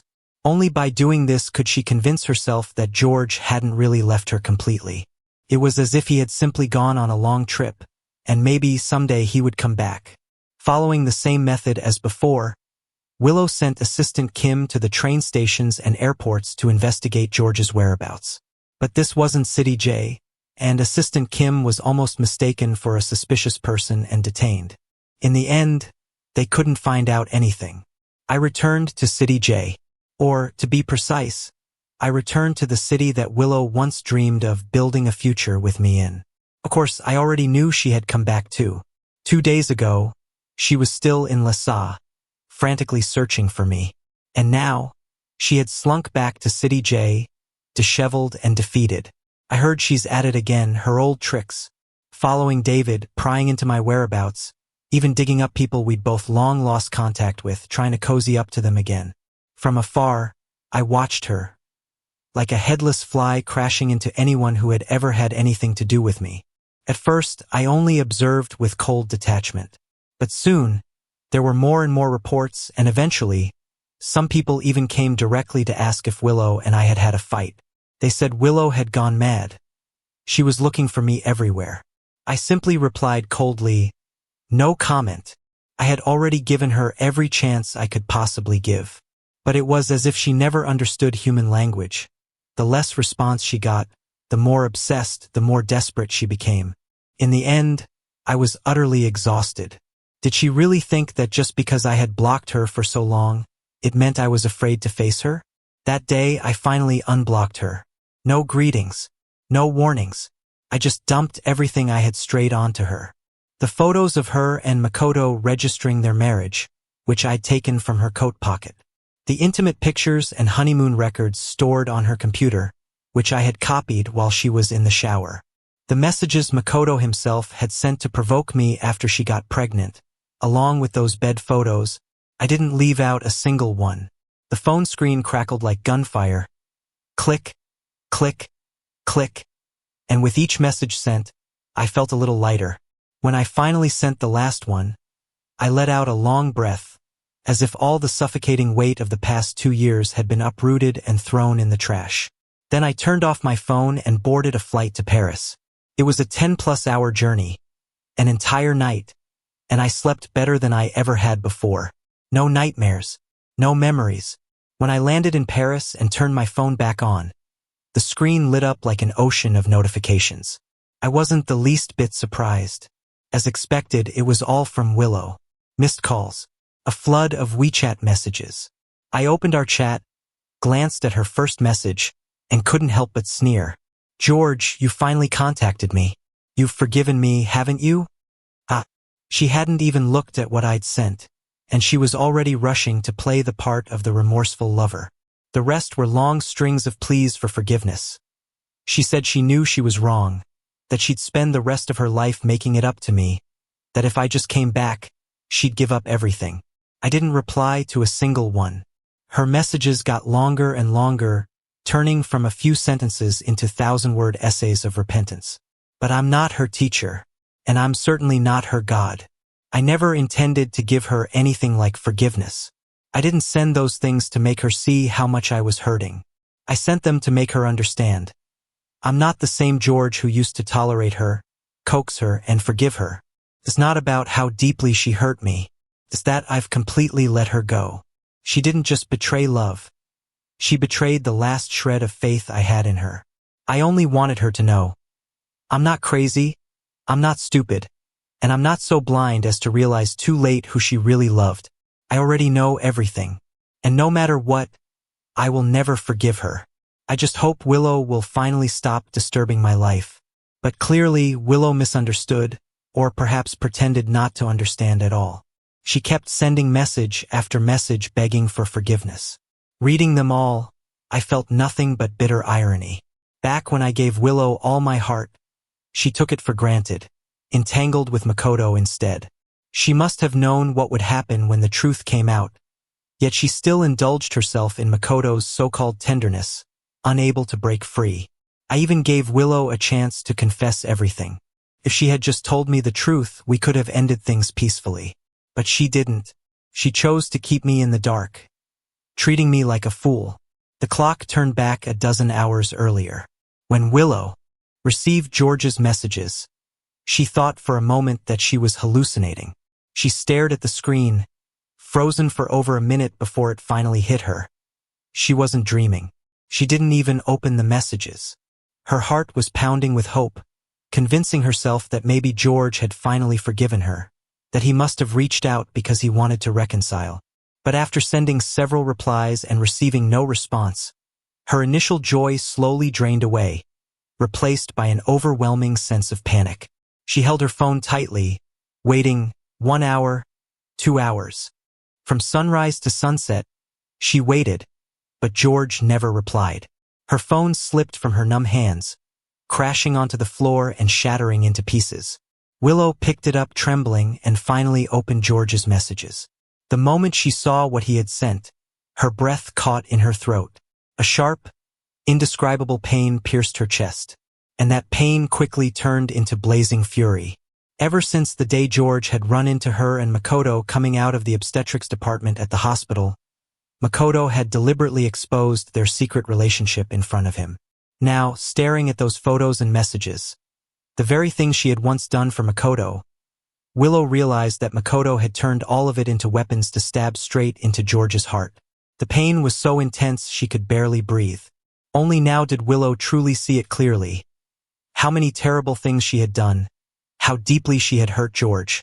She couldn't imagine how he had endured it all, how he had forced himself to act normal and spend those final 2 weeks with her, carrying all that knowledge inside. If the situation were reversed, if George had done all this with another woman, Willow knew she would have gone insane. Once, she had loved George so deeply. So how had things come to this point? A sudden thought flickered across her mind, turning her gaze ice-cold. If Makoto hadn't approached her on purpose, none of this would have happened. She never would have done anything to betray George. Now, George was gone. And that man, Makoto, the one truly responsible for all this. How could he still live so comfortably, so shamelessly, unbothered? George, I'll make it up to you. No matter who made you suffer, I won't let them go unpunished. Willow whispered those words under her breath and quickly left her home, heading for Makoto's villa. During all this time, she'd been frantically searching for George, and Makoto had completely slipped from her mind. That road, she had walked it countless times before. On so many nights when George had already fallen asleep, she would sneak out to see Makoto. But never, not once, had she felt a pain like this. If she had known this would be the outcome, she would never have done anything to betray George. But now it was too late. George was gone. Nothing could undo that. All she could do was take revenge for him. Half an hour later, Willow arrived outside the villa with several bodyguards following close behind. The lights inside were still on. Willow rang the doorbell, and a housekeeper quickly came to open the door. "Director Liu, Mr. Ito is in the shower right now." Before the housekeeper could finish, Willow strode past her and entered the house. As she reached the turn of the staircase on the second floor, Makoto, wrapped in nothing but a bath towel, stepped out, alerted by the noise. When he saw who it was, his eyes lit up with excitement. He deliberately loosened the towel around his waist, letting it slip slightly downward to reveal his chiseled abs and the faint outline of his Adonis belt. "Willow, what brings you here so late?" Makoto walked up to her and grabbed her hand, tracing lazy circles on her palm with his fingertips. Willow lowered her gaze to their intertwined hands, and a wave of disgust surged through her. She thought of all those times she hadn't been able to resist temptation, all those moments of weakness when she let Makoto touch her, and the fury that rose inside her nearly made her want to tear him apart right there. Just as Mrs. Liu had said, Makoto's cheap and manipulative seduction tactics were obvious to anyone with eyes. But back then, her relationship with George had grown dull, monotonous. So dull that she craved something dangerous, something thrilling. When Makoto began his deliberate pursuit, Willow pretended to waver, and eventually, she gave in. The first time, guilt had consumed her. She didn't even know how to face George afterward. But George trusted her so completely that her shame faded little by little. Once turned into twice into countless times, until she was completely lost in the affair. And worse still, she had even become pregnant with Makoto's child. Willow's eyes hardened, the light in them turning sharp and cold. She had no intention of playing along with Makoto's flirting. Instead, she glared at him with icy fury. "Makoto, I warned you," she said, her voice low and cutting. "I told you not to expose our relationship in front of George." Makoto's cheerful expression froze instantly. The panic flashing in his eyes was plain to see, and in Willow's cold gaze, it looked utterly ridiculous. It was the height of summer, yet goosebumps prickled all over Makoto's skin. He had already experienced firsthand how terrifying Willow could become when it came to George. Twice, in fact. That kind of fear was something he never wanted to relive a third time. After all, he was nothing more than a scholarship student sponsored by the Liu family. How could he possibly stand against Willow? Makoto struggled to compose himself, forcing an innocent expression onto his face. He couldn't let Willow find out that he had been the one who sent those messages to George. Thankfully, he had deleted the chat history long ago. Trying to steady his trembling body, he spoke in a calm tone. "Willow, what are you talking about? I never contacted George. Whatever happened between us? He must have heard it from someone else." Willow suddenly grabbed Makoto's wrist, yanking his phone out of his hand. She opened his WeChat. There wasn't a single trace of the provocative messages she had already seen, not even George's name in his contacts list. Makoto forced a composed look, taking his phone back, though his voice quivered uncontrollably as he spoke. "See, I told you there's no way I would ever." Willow's cold laugh cut him off. Without hesitation, she gestured for the bodyguards behind her to restrain him. "Makoto, you think I'll believe a few weak excuses from you? If I didn't have proof, do you think I'd bother coming here?" She shoved her phone in front of his face, showing the forwarded chat logs that George had sent her. The color drained from Makoto's face. The bodyguards lifted him off the ground, his toes barely grazing the floor. Behind him was the staircase. If they let go, he'd fall. Tumbling down, Makoto's panic turned into desperate pleading. "Willow, please just let me stand." His voice was hoarse. "I didn't mean to send those things. I was jealous of George, that's all. I couldn't stand the thought of you marrying someone else. But that's because I love you so much. Please forgive me, just this once." He clung to the guard's arm with his free hand, terrified that Willow would order them to drop him. Willow's eyes were devoid of emotion. She looked at him, as if he were already dead.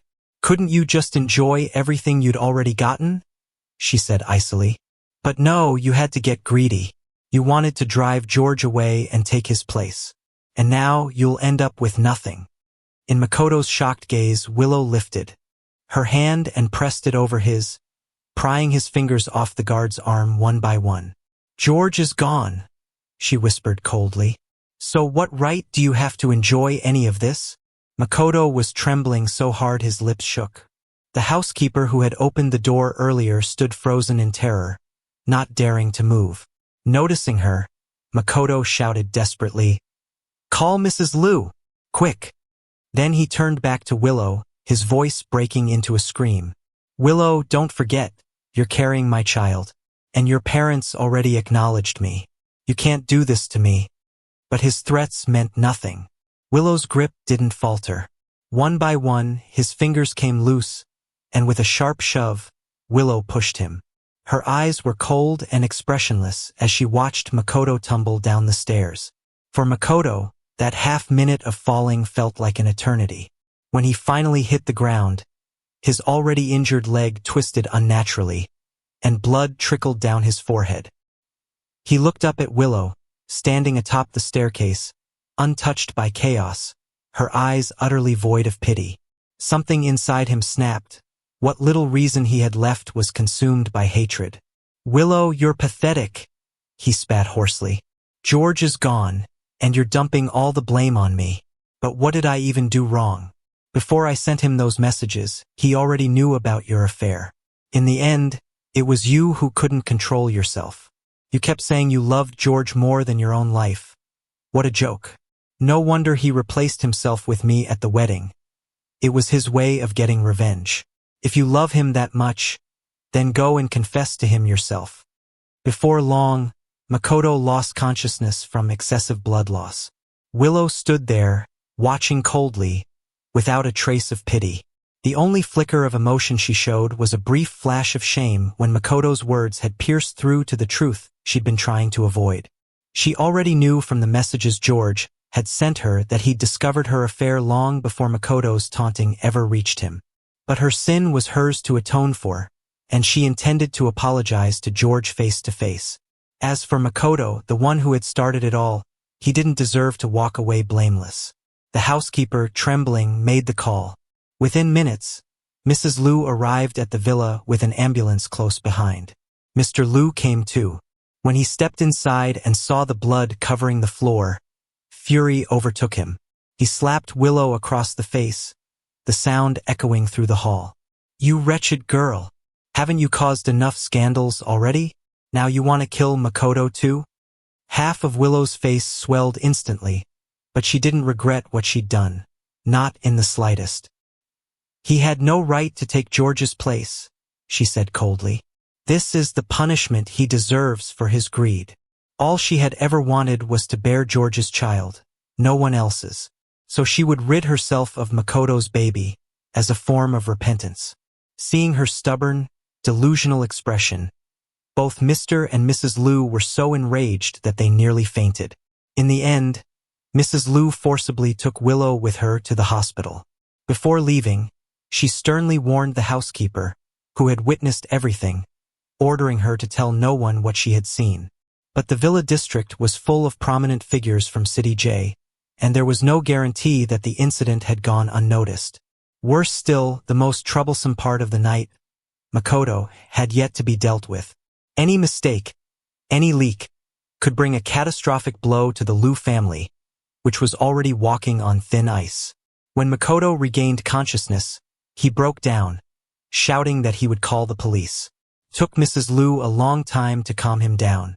Willow, impatient and indifferent, stayed at the hospital for less than half an hour before leaving. Whether Mrs. Liu managed to silence Makoto through threats or bribes, she didn't care. She knew that if her parents discovered what she was about to do next, they would try to stop her. So, after leaving the hospital, Willow went to another clinic, where she scheduled an abortion. When it was over, her face was ghostly pale as she forced herself to walk home.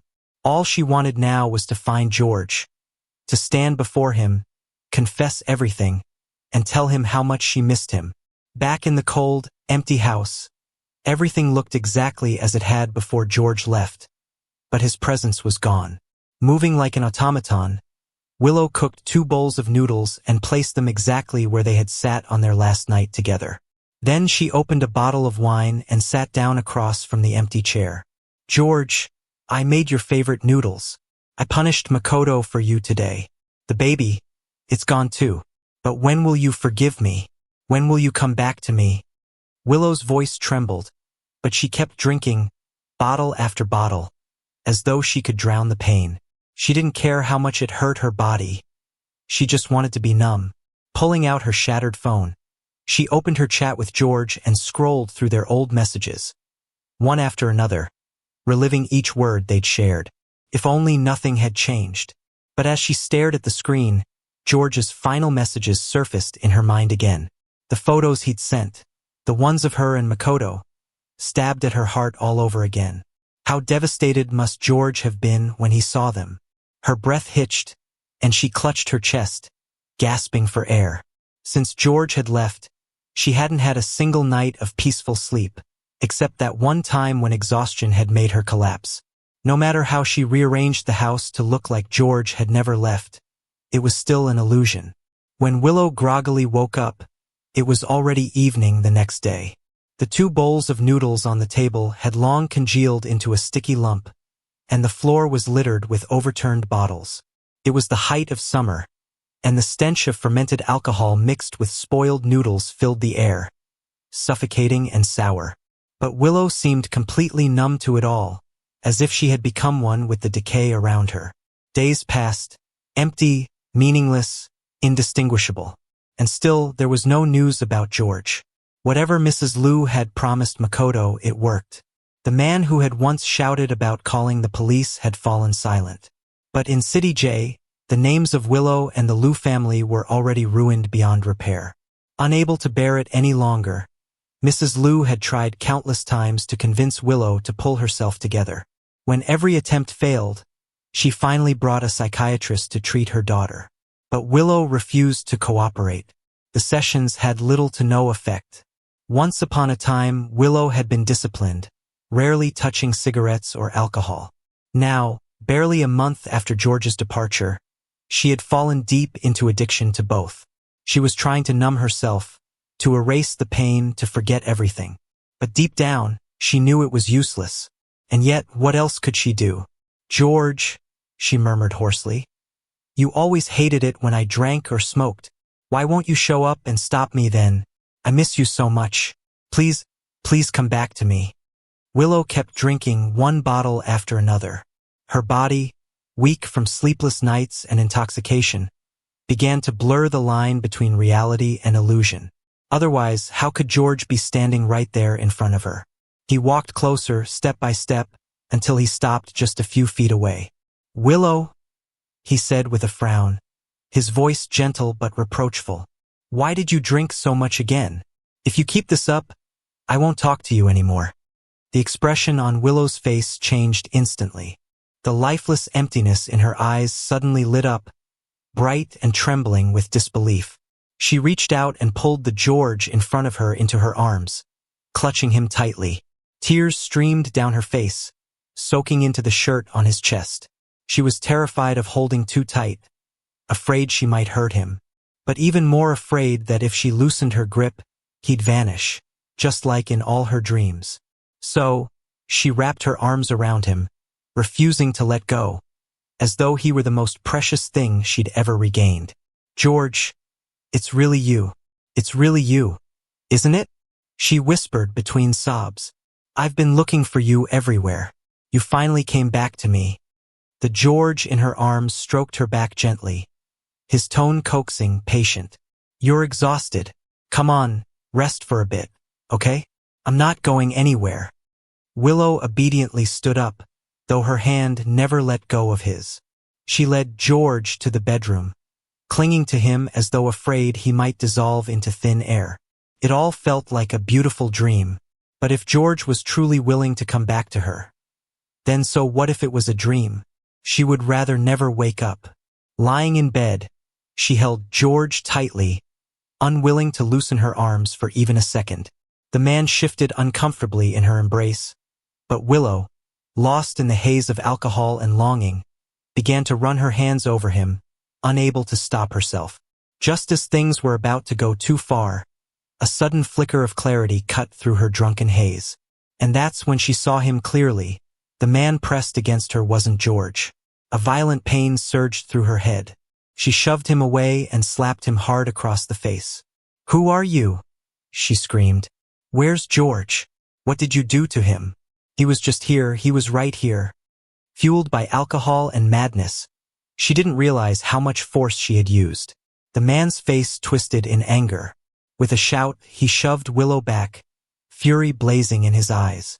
The man wasn't George at all. He was George's half-brother, Domingo.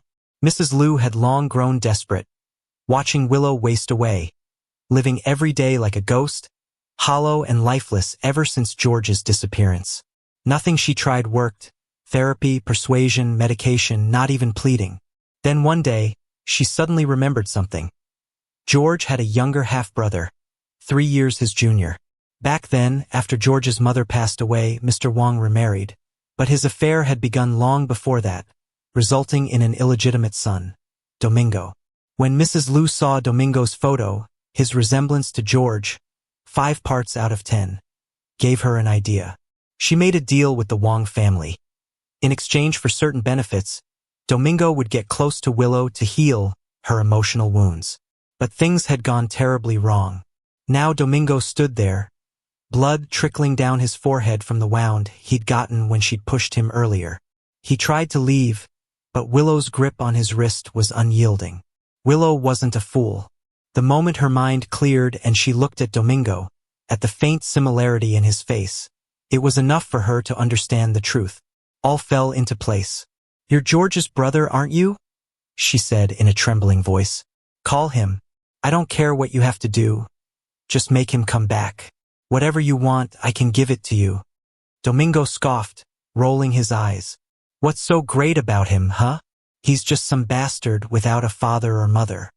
The words had barely left his mouth before Willow's gaze turned ice-cold. She stared at him, her tone razor-sharp and deadly. "I won't allow anyone to insult George," she hissed. "Say one more word like that, and I'll kill you." Domingo's mocking smirk faltered. Under her threat, he reluctantly pulled out his phone and dialed George's number. The line rang for a while before someone finally picked up, and a voice, heavy with irritation, spoke from the other end. "Domingo, what do you want? You woke me up." Domingo hesitated for a moment, then said, Dad's seriously ill. He wants to see you. You should come home."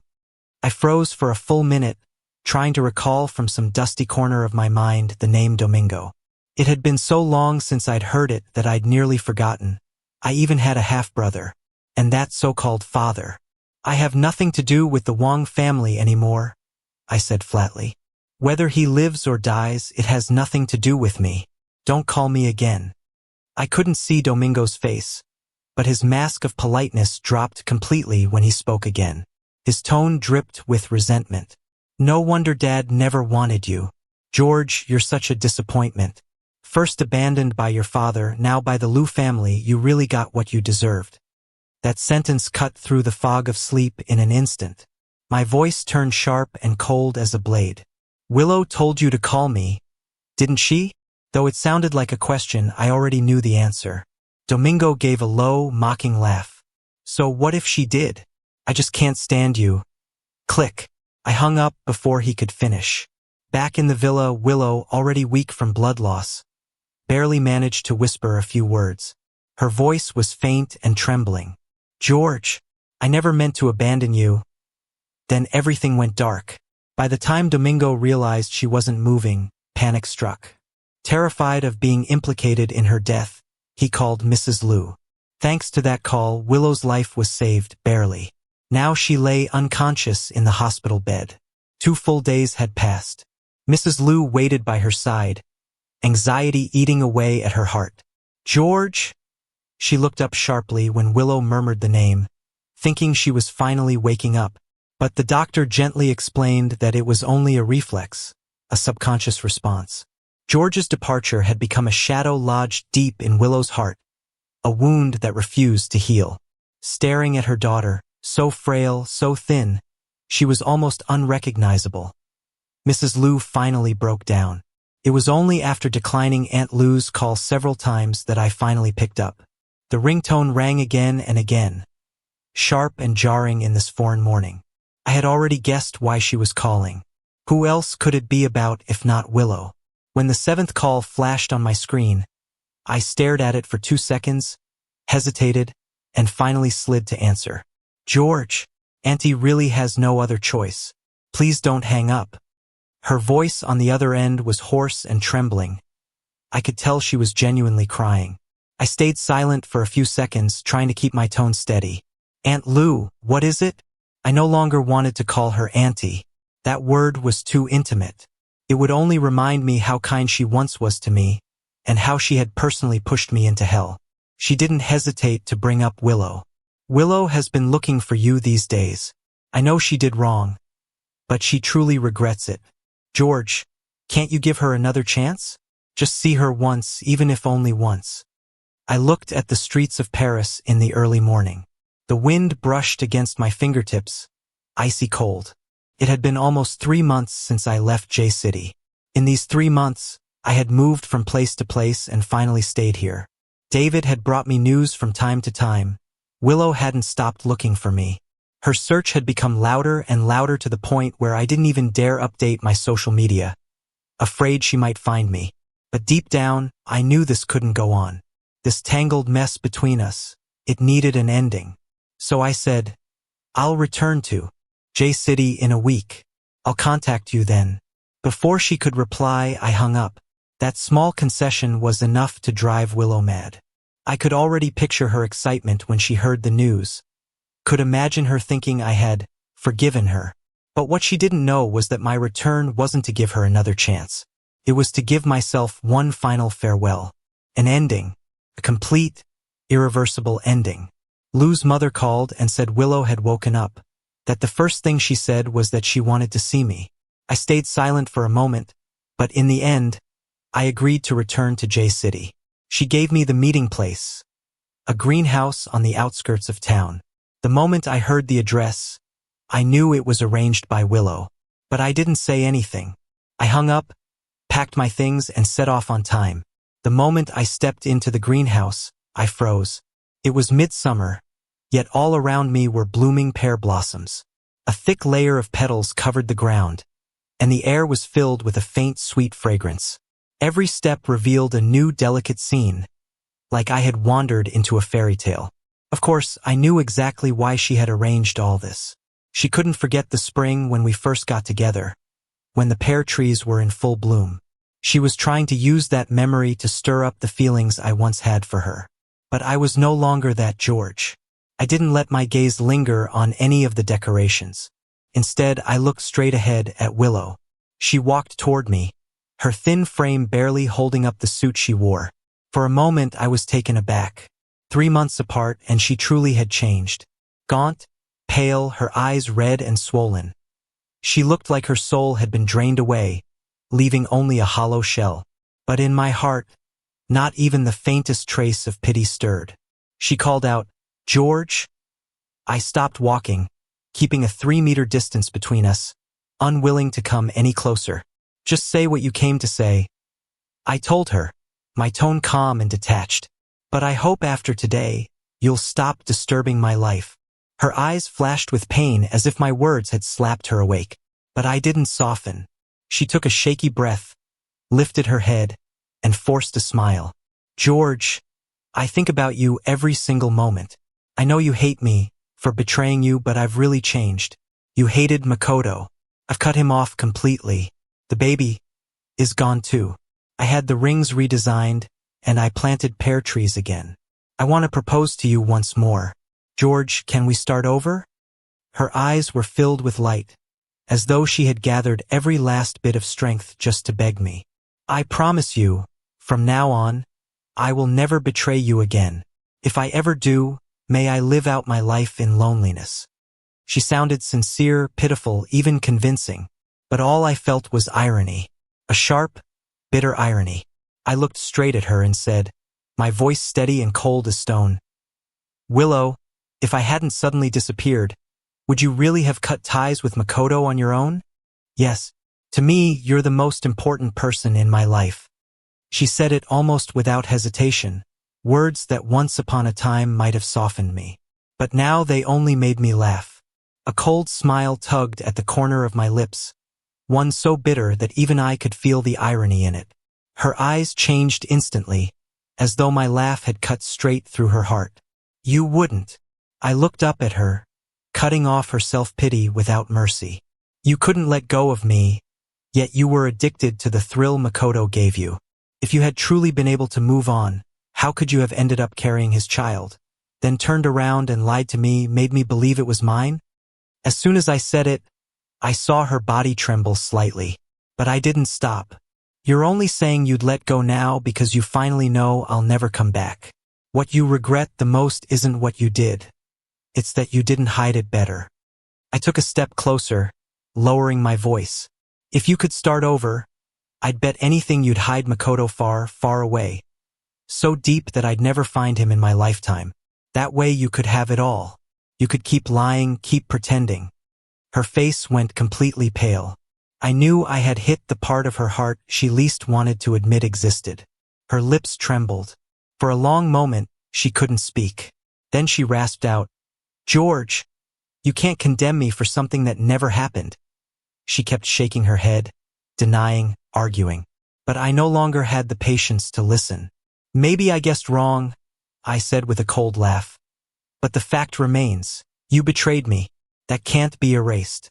Willow, after everything you've done to disgust me, what makes you think I could still forgive you like before, as if nothing ever happened?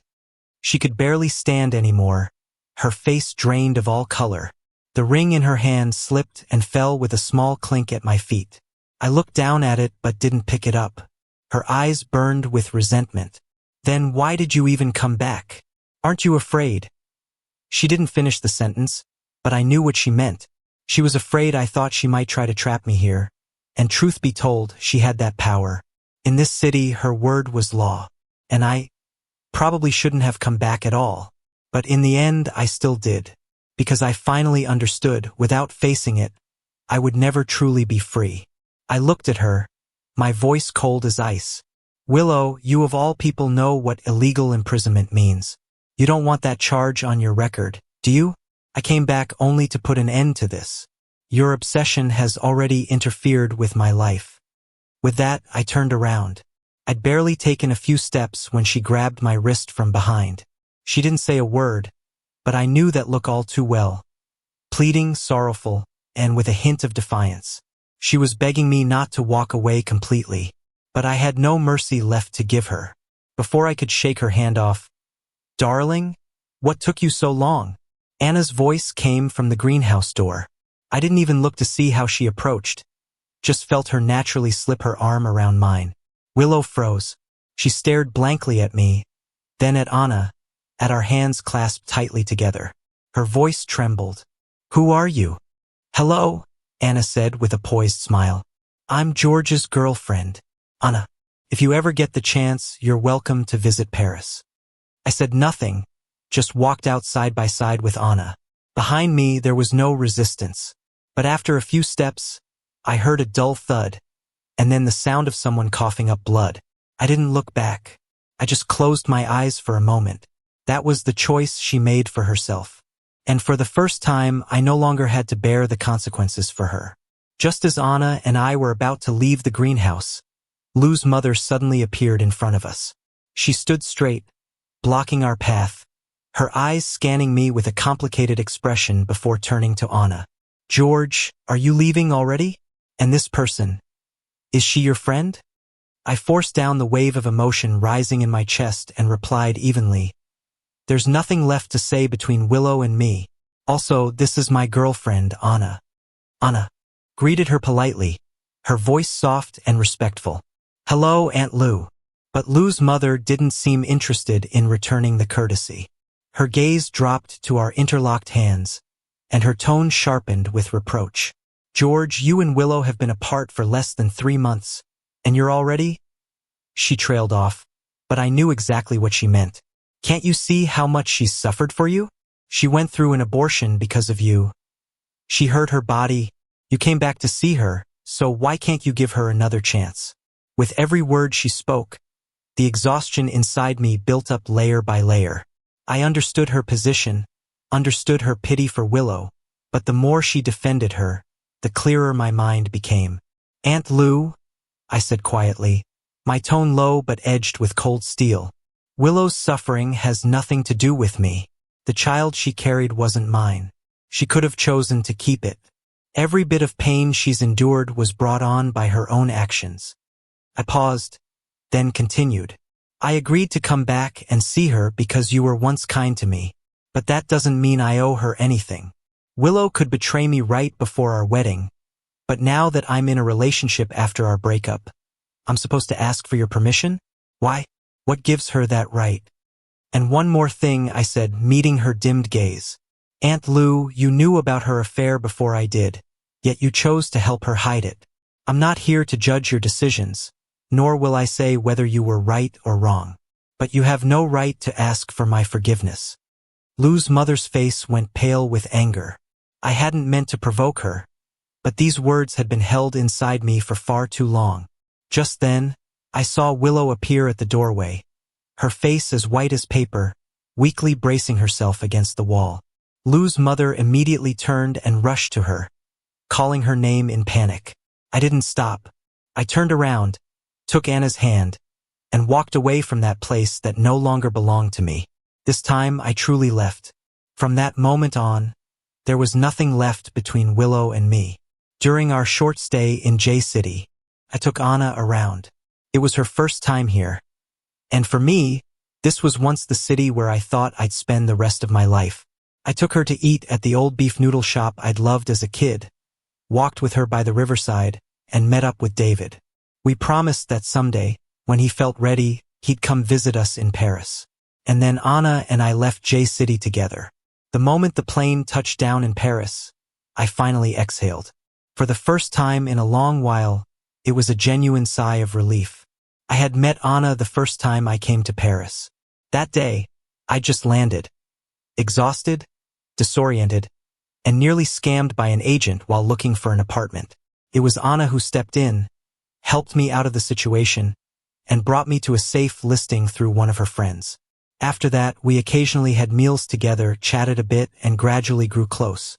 She once told me I was quiet, like the kind of comic book hero she had loved as a child. I smiled at that but didn't respond. Until one day, she told me seriously that she liked me. And I didn't refuse. It wasn't out of impulse, nor was she a replacement. I knew exactly what I was doing. I no longer loved Willow. From the moment I sat alone at our wedding venue and saw the marriage certificate with her and another man's name, whatever love I had left for her had completely burned out. If anyone thinks accepting a new relationship less than 3 months after a breakup makes me cold-hearted, so be it. I won't explain myself. As Anna once said, running away only lets the pain haunt you over and over again. Only by facing it can you truly let it go. I wasn't running anymore, and I no longer believed in that phrase, "You're the only one for me." People change. Hearts change. I once believed in Willow's love. Now I choose to believe in Anna's. If what I had with Willow was like a moth flying into the flame, then what I share with Anna is more like a gentle spring rain. Quiet, warm, and unintrusive, yet sinking deep into the heart. And that is enough. After returning from J City to Paris, my life finally regained its peace. No more calls from Willow. No more so-called friends. People who were really on her side, trying to persuade me to forgive her. My WeChat was no longer buried under endless unread messages. And even my dreams had become clearer, lighter than before. I woke up on time every day, went to work, ate meals with Anna, sometimes took walks, visited galleries. My days were simple and clean. That was the kind of life I'd always wanted. As for everything about Willow, I had already closed that door and I would never look back. But I knew deep down that she wouldn't truly let go. According to what David later told me privately, Willow had been in terrible shape after I left. It was as if she'd lost her soul, numb, thin, and sunken into deep depression. She stopped attending public events and refused to deal with company affairs. She had turned herself into a lifeless shell of a person. Lou's mother, I heard, had become irritable and hysterical. That once elegant, graceful, self-controlled lady had transformed into someone unrecognizable, cursing the heavens, cursing George for being ungrateful, cursing Makoto as a shameless dog, and most of all cursing Willow for being pathetic. And Lou's father, he too was pushed to the edge of collapse. One day, David sent me a short audio clip. It wasn't long, but I recognized the sound immediately. The slam of a hospital door, followed by Lou's father's furious voice. "Willow, look at yourself. What have you become?" Then came the sound of his hand striking her. A muffled slap. I wasn't surprised. Lou's father was a man obsessed with control, a stickler for family honor and discipline. Willow, in her current state, had clearly crossed his bottom line. You think acting like this will make George come back? You're not even worthy of a second glance from him. Do you know how many people are laughing at our family? His shouting echoed through the room. Even through the recording, it sent a chill straight through me. Look at your mother. Look what you've done to her. Have you forgotten what she used to be? She doesn't even put on makeup anymore. Doesn't even bother to brush her hair. Everyone in J City knows the Liu family is a disgrace now. I stopped the recording there. I couldn't bear to listen further, and truthfully I didn't want to. I'm no saint. I don't have compassion to spare for those who once tore me apart.